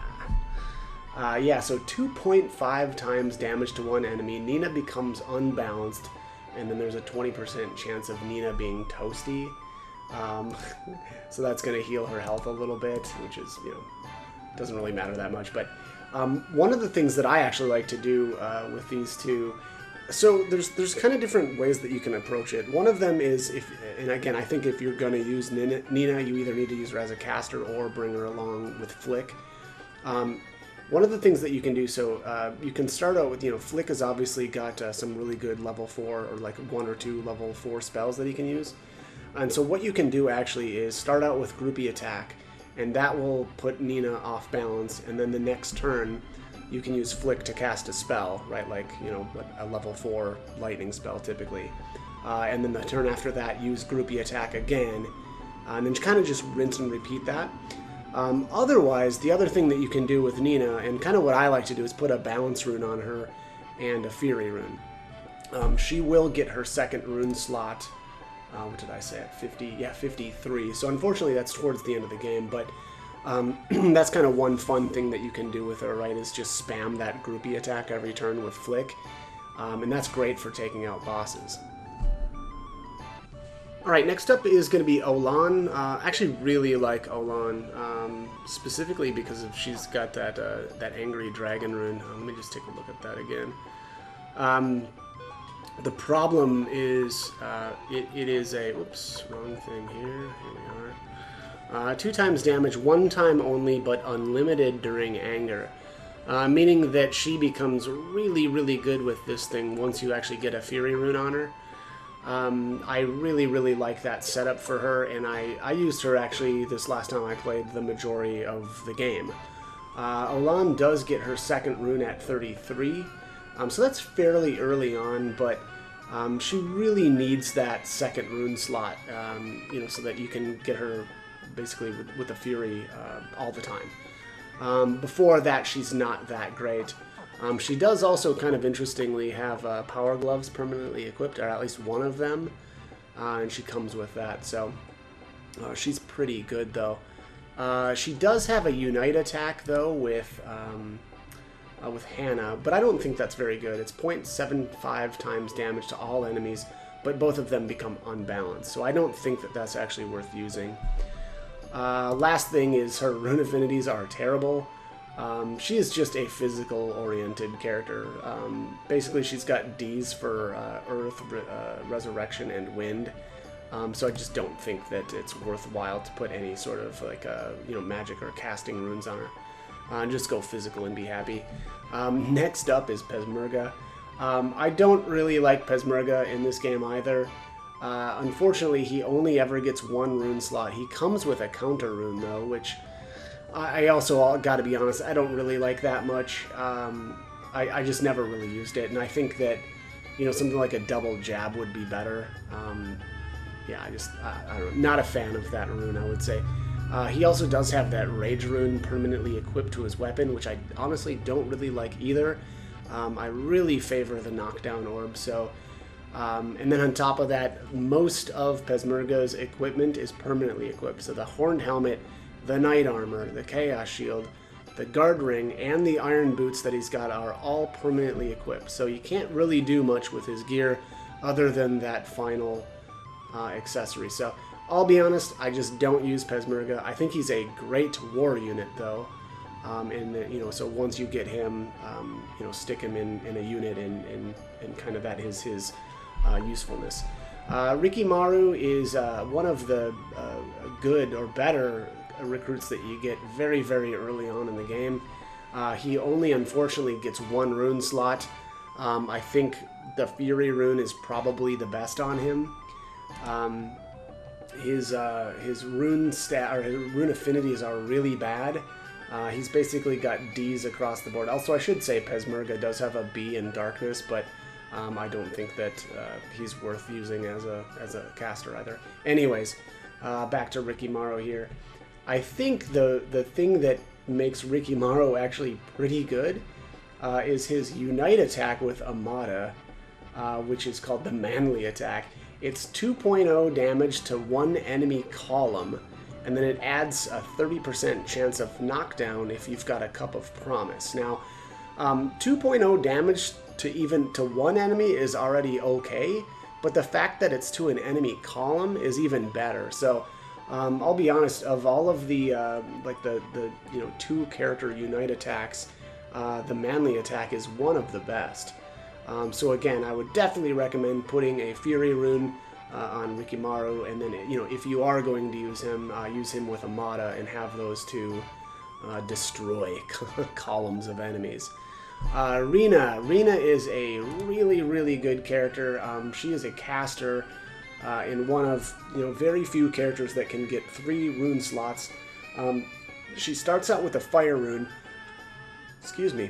And then gets her second rune unlocked at level 22, and then her third at 35. So that's very early on in the game. Her rune affinities, though, are not very good, aside from water. So honestly, she makes a pretty good healer with, like a water rune. And then just kind of an average caster for everything else. You can probably do like a water rune, and then, I don't know, if you're going to do any sort of other casting with her, you could do like a lightning or a thunder rune.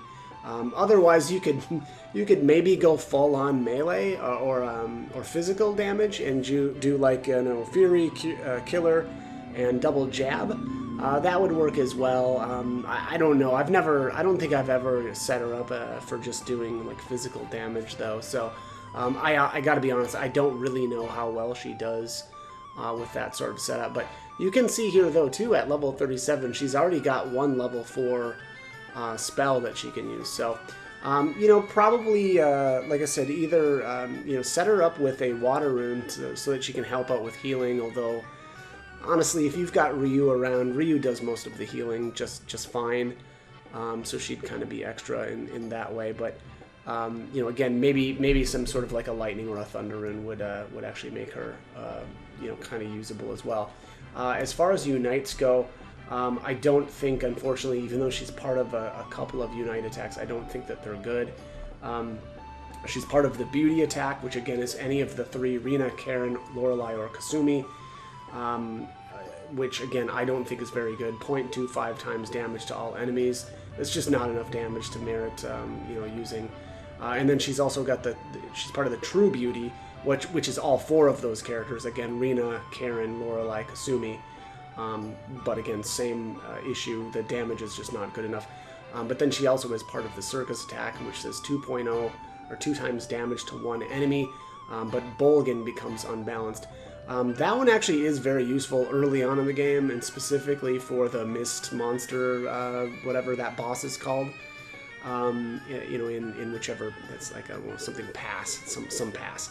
Anyways, I think that Rina is good, but unfortunately she does get hurt by having really bad rune affinities. The fact that it's only water is her best is just not very good. I really wish she would have been, had a better affinity with lightning, because that would have made her a significantly better caster. But still a very good character, and the fact that she gets her runes very early makes her pretty good. Okay, next up is Rulodia. Rulodia is one of the monster units in the game, has the blue drop rune and the flowing rune permanently attached. Not a big fan of Rulodia, mostly because it's a monster. Also, though, because if you actually use a listening crystal to recruit Rulodia, you cannot get the best ending in the game. There is a mod that I highly recommend using if you want to recruit Rulodia. That basically allows you to recruit Rulodia and Abysboa without using listening crystals. They are part of a couple of Unite attacks, one of them being the double Kraken attack, which is, again, Abysboa and Relodia, and they'll do 1 times damage to an enemy front row. I should also say, Relodia, if you actually do waste and I would say that's a waste, a listening crystal on Relodia. Relodia is technically not a star, and so if you use one of those listening crystals on Relodia to recruit him or her, you cannot get the best ending in the game. You have to use your listening crystals on either Siegfried or Feather or Abysboa. So it's those 3 that are actually technically stars, whereas Relodia is not. So again, double Kraken attack for the Unite. Also with Vicky, so you can do Vicky and Abysboa or Vicky and Relodia. That's the heads up, and that's it's 2 times damage to 1 enemy, and then the Kraken becomes unbalanced.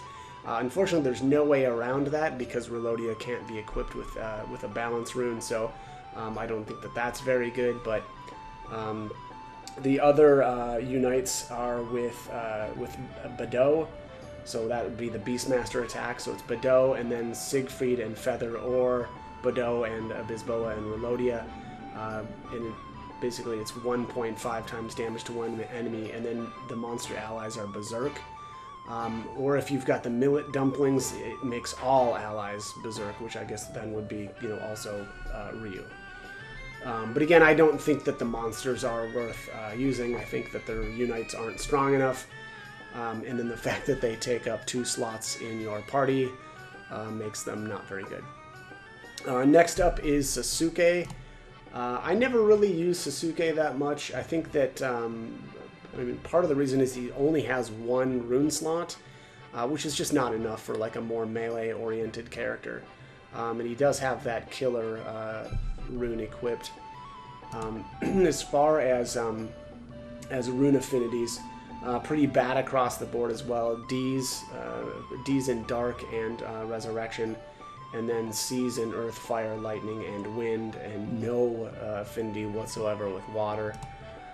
So I think that Sasuke is just not worth using. He's also part of one of the worst, if not the worst, Unite attack in the game, and that's the Pretty Boy attack, which is 1 times damage to all enemies, but participants are unfriendly, and Sasuke and Fudge take 20% of the damage dealt. So it's Fudge, Sasuke, and Luck. But again, I think that that's probably actually the worst Unite attack in the game. Next up, though, is Sheena. Sheena is phenomenal.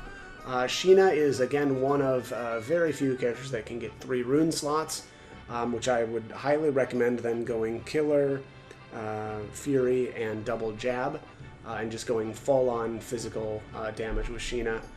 Sheena also does have a Star Earrings permanently equipped, which is okay. Again, if you're going to have a piece of armor permanently equipped, Star Earrings isn't one of the worst. And then just go with the Knockdown rune for Sheena, and you'll be pretty happy. That said, though, Sheena also is a pretty good caster, especially with fire runes. That's where he really shines. He's got a B. D's with mostly everything else, but C also he's got water. So again, if you're going to make him into any sort of caster, throw a fire or a rage rune on him and cast away. But again, I would highly recommend going with the physical build instead. Okay, next up is Shiloh. Shiloh I don't think is very good. He only ever gets 1 rune slot. In terms of rune affinities, pretty bad. Basically D's across the board. I don't remember. Let me just check if he's got a unite with anybody. Nope, no unites either. So Shiloh is basically worthless. I would completely skip on him. Shin, I think actually is in a fairly similar boat. Let me just check his runes. Shin, there we go. Yeah, only the Spider Slay. Let me just check the damage on this. Runes, Shin.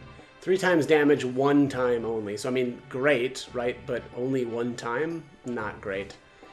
And then on top of that, Shin's Unite. He's got one Unite with Genshu, which is 0.5 times damage to all enemies and a 20% chance of instant death. That's just not good enough. You know, well, to be fair to him, if you were able to use his Spider Slayer rune over and over, he would have been amazing and probably one of the best characters. But being that it's only a one-time deal, it ends up being, I would say, not good. And the fact that he doesn't have another rune slot to kind of, you know, back him up, he really is just a one-trick pony. So I don't think Shin is worth using at all. Next up is Shiro. Shiro is unfortunately a monster character though, so I really don't like the monsters, just in general.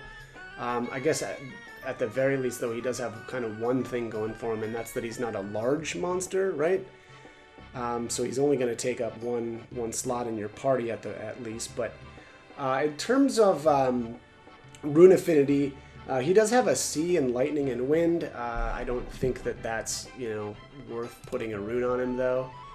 And then Shiro does have a couple of unites. So he's part of the Bow Wow attack. So that's either that's Shin and either Gengen or Gabocha, and that's 1.5 times damage to one enemy. Which is actually okay. I mean, it's not amazing, but it's okay. And then he's also part of the Loyal Dog attack, which is 1.5 times damage to one enemy and 0.5 times damage to one enemy column. So not, you know, horrible, but not really somebody that I would end up using. Sid, on the other hand, is absolutely amazing, even though he's a total creep.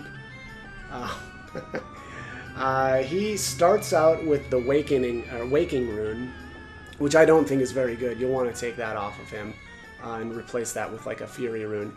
And then he does get another rune slot at 40, and then the third one at 52. So again, he's one of the few characters that can get 3. Definitely highly recommend going Fury, Double Jab, and Killer on him to just go with a full, you know, physical route.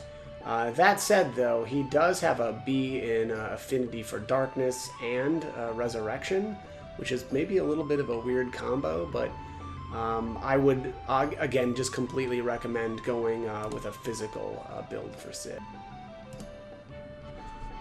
Okay, next up is Sierra. I actually really like Sierra, one of the better casters in the game. Starts out with the Darkness rune, and then actually gets a second rune slot at 55. Unfortunately, that's pretty late in the game, though I guess you're kind of getting Sierra pretty late in the game, though, too. Only real gripe, though, with Sierra is the Thunder rune that she's got equipped. I would just rather have a knockdown, or the ability to equip a knockdown, though, you know, if you're bringing Sierra around, you're probably not going to be doing a whole lot of, you know, like melee or physical attacks, so. But I do really like her. She only does have one Unite attack, though, and it's not a very good one. That is the Servant's attack with Bolgan and Bob.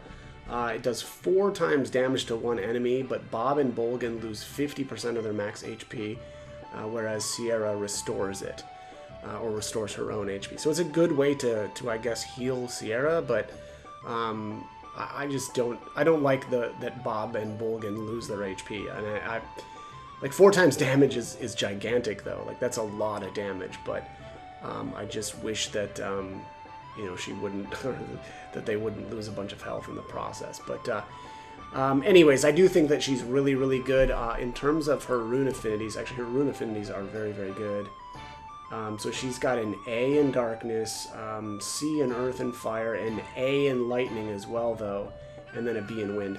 My recommendation would be to actually throw a lightning or thunder rune on her, and then a wizard rune as well, once she unlocks that second slot, and then just blast enemies with, you know, thunder lightning spells. One other thing that I did with her in my most recent playthrough was I put the Dream Robe on her as well.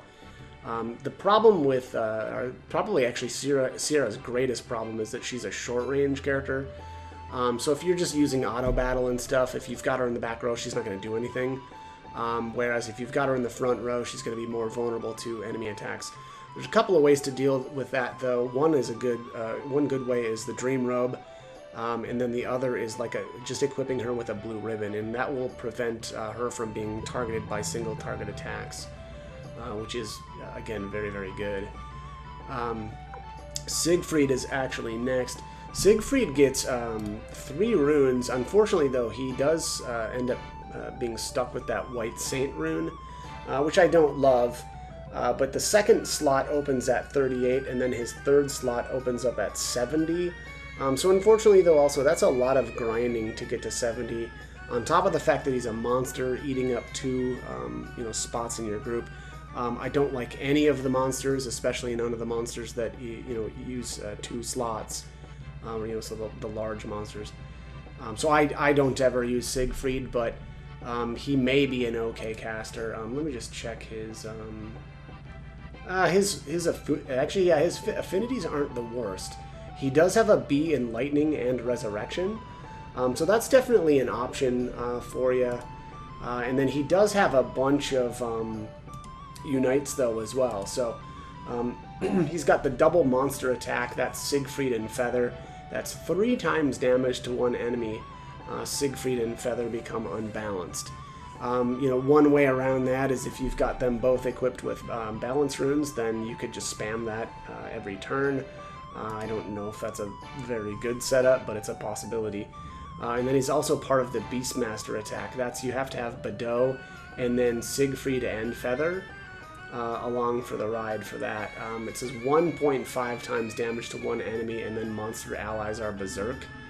And then if you have the millet dumplings equipped on somebody, it'll make all allies berserk. So, again, I think if you're gonna use monsters, I guess take Bedeau along, but I just don't like the monsters, so I would definitely skip on that.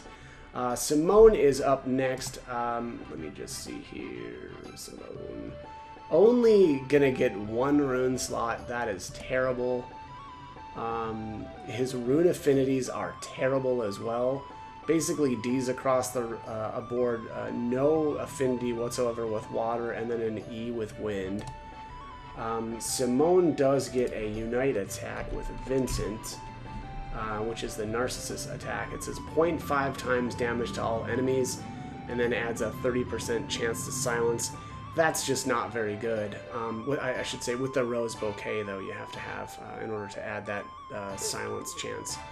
I just don't think that that's good enough. I guess at least he's a long-range character, so I guess he's kind of got maybe one thing going for him. But again, I don't think that what he's got or part of his kit is good enough. He needed to have at least 1 more rune slot for me to even consider using him, and unfortunately, though, that Unite attack is again not good enough. Okay, next up is Stallion. I don't really like Stallion in either Suikoden games.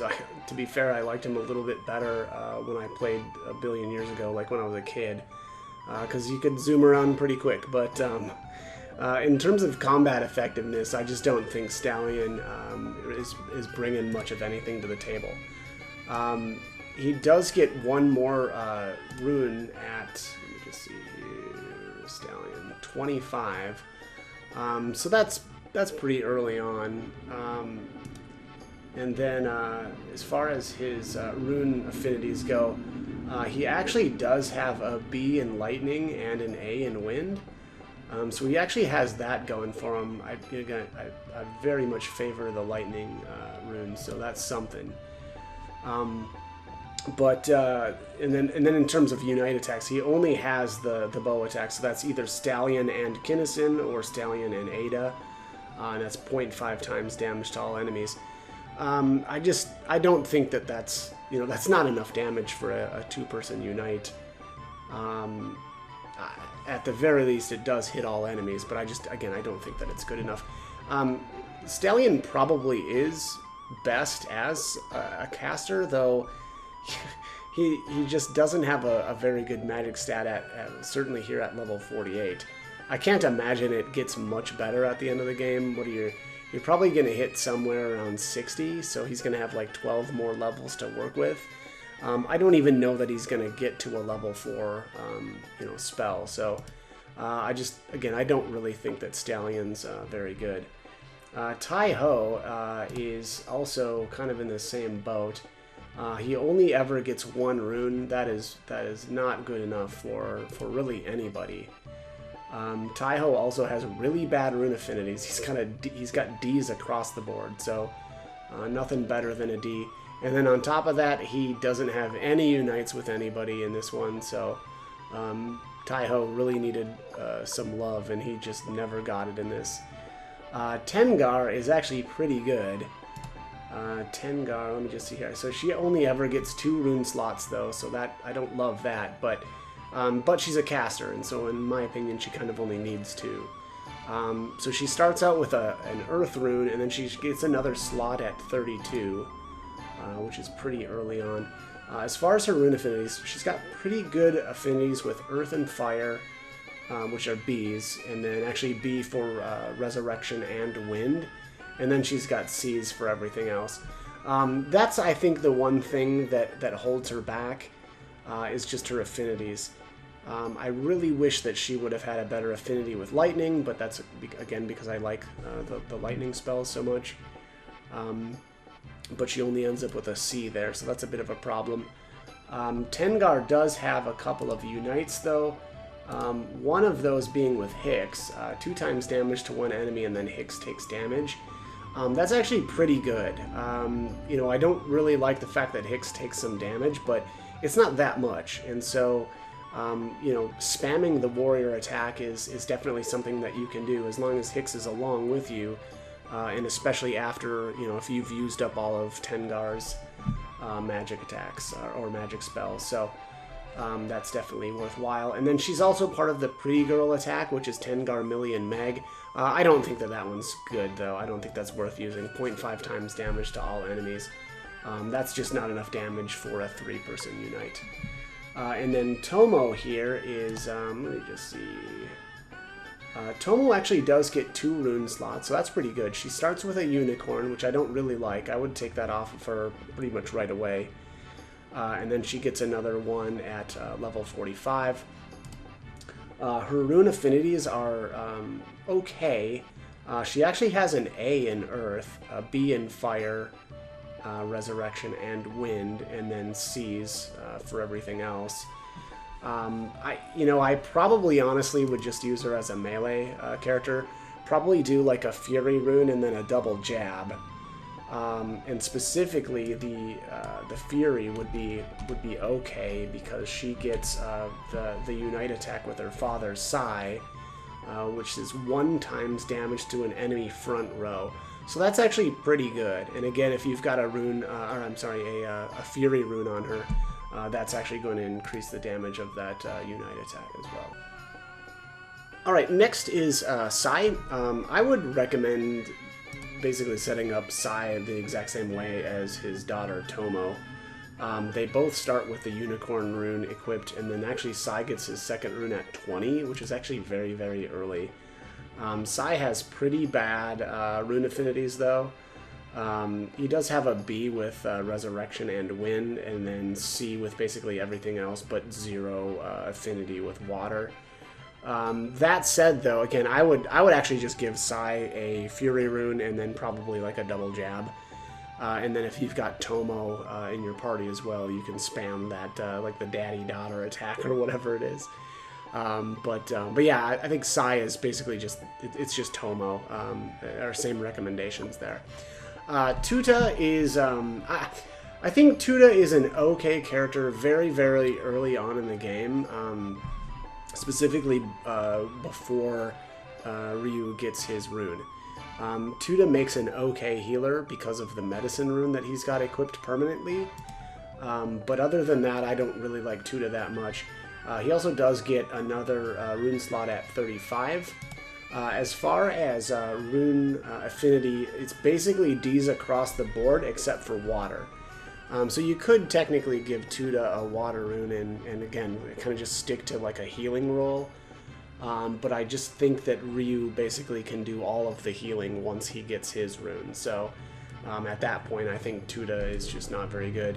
Also, Tuta is not part of any combo attacks, or Unite attacks, sorry. Valeria here, one of my favorite characters in the game. I think that once you get Valeria, and Valeria is again one of two characters, you either have to choose Valeria or you have to choose Sakura when you go to Gregminster. So it's one or the other. Or if you've done what I've done, I modded the game and made it so that I could actually recruit both of them, which I thought was very, very fun. But Valeria, also a very, very good war unit, and in my opinion, better than... I'm sorry, did I say... What did I say? It's Valeria or Kasumi. That's your choice. I don't think I said the right name before. But anyways, Valeria is the better of the two units in battle and in or for war battles as well. Valeria is the is a cavalry unit, and she just has better stats too. So I definitely prefer her. As far as rune affinity goes, I don't think it really matters, but it is noteworthy that I guess that she's got a B in fire. I don't ever equip any sort of like magic-oriented rune on her though, and she gets her second rune slot at 53, which I think was actually always unlocked because I had Valeria from Suikoden 1, or basically I reloaded Suikoden 1 data when I started the game, and I think she started at level 58. So she was well over the level that she needed to get that second rune. In my opinion, she's best with a balance rune, because I like to take advantage of her Unite attack with Anita, which is really, really good, very, very strong attack. I want to see, yeah, so 3 times damage to one enemy, but Valeria becomes unbalanced. Now, if you don't want to bring Anita with you, then the balance rune isn't needed, and you could just go with a Fury rune instead. But 3 times damage to one enemy is really, really good. It's a shame that Valeria becomes unbalanced for it, but I definitely think that that it's worth it to throw a balance rune on her and just go to town. She is phenomenal. Next up is Vicky. I never really use Vicky. She unfortunately has an E in all magic stats, or all magic affinities, which means she's going to be able to backfire on any spell that you cast with her, which is really obnoxious and kind of dumb. She starts with that blinking rune, and that's actually permanently attached. And then she does get one more rune at level 30. But again, I think because of her rune affinities, I don't think that she's actually worth using. Also, she does have Unite attacks, but unfortunately they're with the Krakens, which is called Heads Up, and it's 2 times damage to one enemy, but the Kraken that she basically teams up with becomes unbalanced. So that's either Abisboa or Relodia. And unfortunately, though, there's also no way to prevent the Krakens from becoming unbalanced because neither of those two will ever get additional rune slots. So I would highly recommend just skipping Vicky. She is great for teleporting, and that is it. Alright, next up here is Victor. Victor is going to be forced into your party, very similar to Suikoden 1, although I think quite a bit less than in Suikoden 1. But anyways, very good member. Once again, he has 2 rune slots. He gets his second rune slot at level 30. Generally, I think like Killer and Fury are really good for him. Actually, it's actually probably double Jab and Fury, actually, now that I'm thinking about it. I don't know why I've got him with a Killer rune right now, but anyways, I think that you know, definitely more of a physical oriented character. As far as his rune affinities, they're just bad, right? It's let's see, C for darkness, fire, and lightning, and then D's for earth, resurrection, and wind. So again, not worth using any sort of magic with him. And then he actually does have a Unite attack with Flick, which is called the Cross Attack. It's 1.5 times damage to one enemy and a 30% chance of knockdown. If you're going to use that, again, definitely have Fury runes on probably both Victor and Flick, just to increase that. And then the 30% chance of knockdown is actually really cool too as well, right? That's probably one of the best, if not the best, status effects in the game. Silence has some, there's some argument there for silence on certain things as well, but yeah, Victor, just a very, very solid character. Next up is Vincent. Vincent is crap. He only ever gets one rune, very similar to actually Simone. And the issues that I have with Simone are the same ones that I have with Vincent. Again, only one rune slot, which is, yeah, just I think generally anybody with only one rune slot is pretty bad. He also has absolutely horrible rune affinities. Basically D's except lightning. He's got an E, and then no affinity whatsoever with water. And then his unite attack with Simone is just not good enough. It's 0.5 times damage to, I think it's all enemies. Yeah, all enemies. And then if you've got the Rose Bouquet equipped, though, it does add 30% chance of silence. But again, I don't think that 0.5 times damage to all enemies is good enough to merit using. But if you are going to use Vincent, I would have a Fury Rune on him and Simone, along with that Rose Bouquet, and then just spam the Narcissus attack. Other than that, I just, again, don't think that they're worth using. Wakaba is really, really good. White Tiger Rune, and then she gets her second rune at level 45. In terms of rune affinities, not very good, but she's actually similar to Elsie Chan in that they both have I think that they both have a B in fire. Let me just see Elsie Chan again. Pretty sure. Yeah, B with fire, and then D's with everything else. The thing that makes them really good, though, is their unite attack.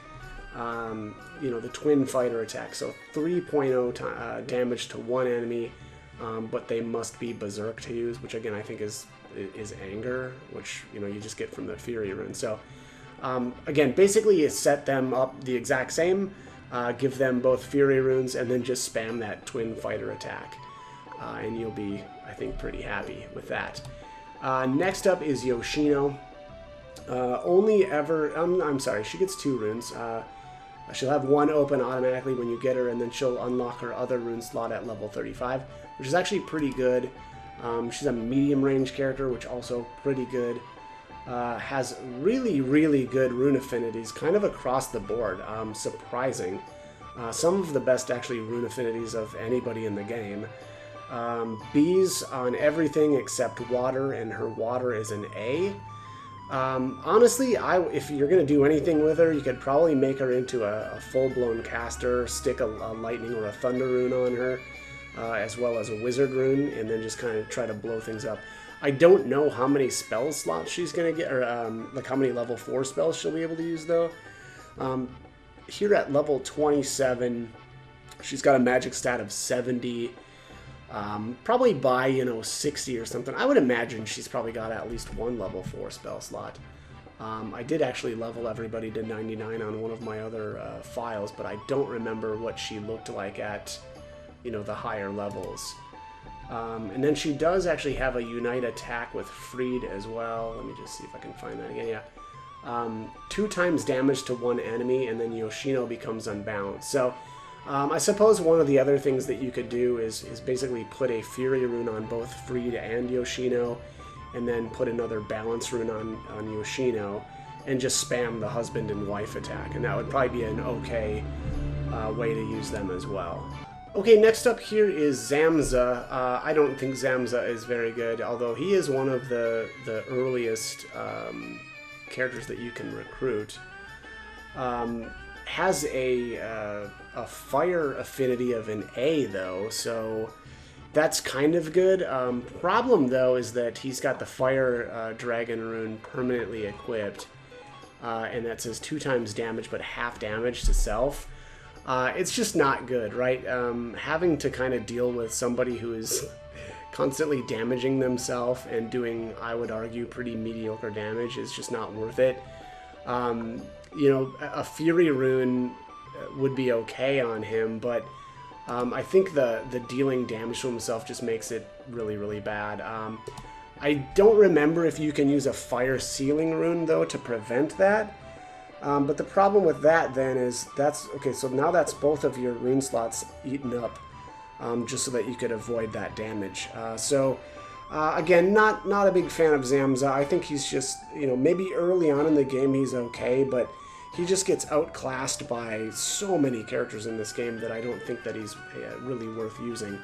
And then on top of that, Zamza doesn't get any unite attacks with anybody. So again, I would say if you have to use Zamza at the beginning of the game, go ahead, but replace him as quickly as you can. And that is it. That is all of the characters. I'll just actually go over here really quickly my final party, or the characters that I really, really like, which is Valeria and Anita. Where's Anita? There's Anita. And then let me see, who else did I use a bunch. There were times where I used Sierra, but I think that it's pretty rare. Actually, I think I did use her when I beat the final boss, now that I think about it. Although I did use Olan for probably the majority of the game. I had actually Olan instead of Sierra. She's just solid. The Fury rune plus the Angry Dragon rune, she's just going to do, again, really solid damage the entire game. The one thing that Sierra does have the edge, though, is because she's able to equip that Lightning rune. She is able to really pump out a lot of damage, and specifically to bosses. And so that's why I gave Sierra the edge right at the end, but Olan was just solid the entire game. So Valeria and Anita basically spammed the Rivals attack the entire game, and that it does so much damage. Again, and then using Sierra to use a Thunder rune, actually, I had on her. And then I had a Wizard rune on her as well, I believe. And then Tyr was kind of my final member. Again, for the point where, like, basically when you get Tyr to the end of the game, Tyr is one of the best characters in the game. And specifically set up like this with the Fury rune. He's obviously got the Soul Eater permanently attached, and then the double jab. Nanami I had for the majority of the game as well. But the very, very end of the game, she does take off on you, unfortunately. And at that point, I actually replaced her with Karen. Let me just find Karen here. And mostly because Karen is just so good on her own. Yeah, here she is. So Karen, let me just check again. I want to see if she gets 3 runes, because I thought she did. Karen. Yeah, a little rusty. Yeah, she does. So she always will have that twin ring rune. And then what I did with her actually was to put a Fury rune on her, and then actually I guess technically I had the balance rune on her first, because the twin ring rune will sometimes put her off balance. And then so then I put the balance rune on her, and then I did a Fury rune at level 58. That's when her last rune slot unlocks. And so then you're just spamming the twin ring rune every single turn. And then on top of that, she can go in, she's a medium range character, right? So she can be safe in the back row. But those are my picks. You know, from the time that Valeria joins, she's amazing. Same with Anita. Although I think Anita does kind of get outclassed by a lot of characters for a very long time until she gets her second rune slot, which unfortunately is at level 50. So there's quite a ways there where other characters are probably a little bit better than her, but the Falcon rune is solid. And so again, 2 characters with Falcon runes are amazing. And again, same thing with Nanami here. She's just phenomenal the entire game. She's definitely more physical oriented. I do the double jab, and actually she should have had a Fury rune on her at all times instead of that killer rune, but either of those runes is actually okay. And then of course the knockdown runes. Double jabs just really make everybody solid, right? Being able to attack a bunch of times with a bunch of characters is usually going to mean either, you know, most of the enemies are either going to be knocked down or dead when their time comes around. So again, that is kind of my my picks for most of the characters. So anyways, as always, I hope that this guide was helpful, if not long and entertaining. But thank you for watching.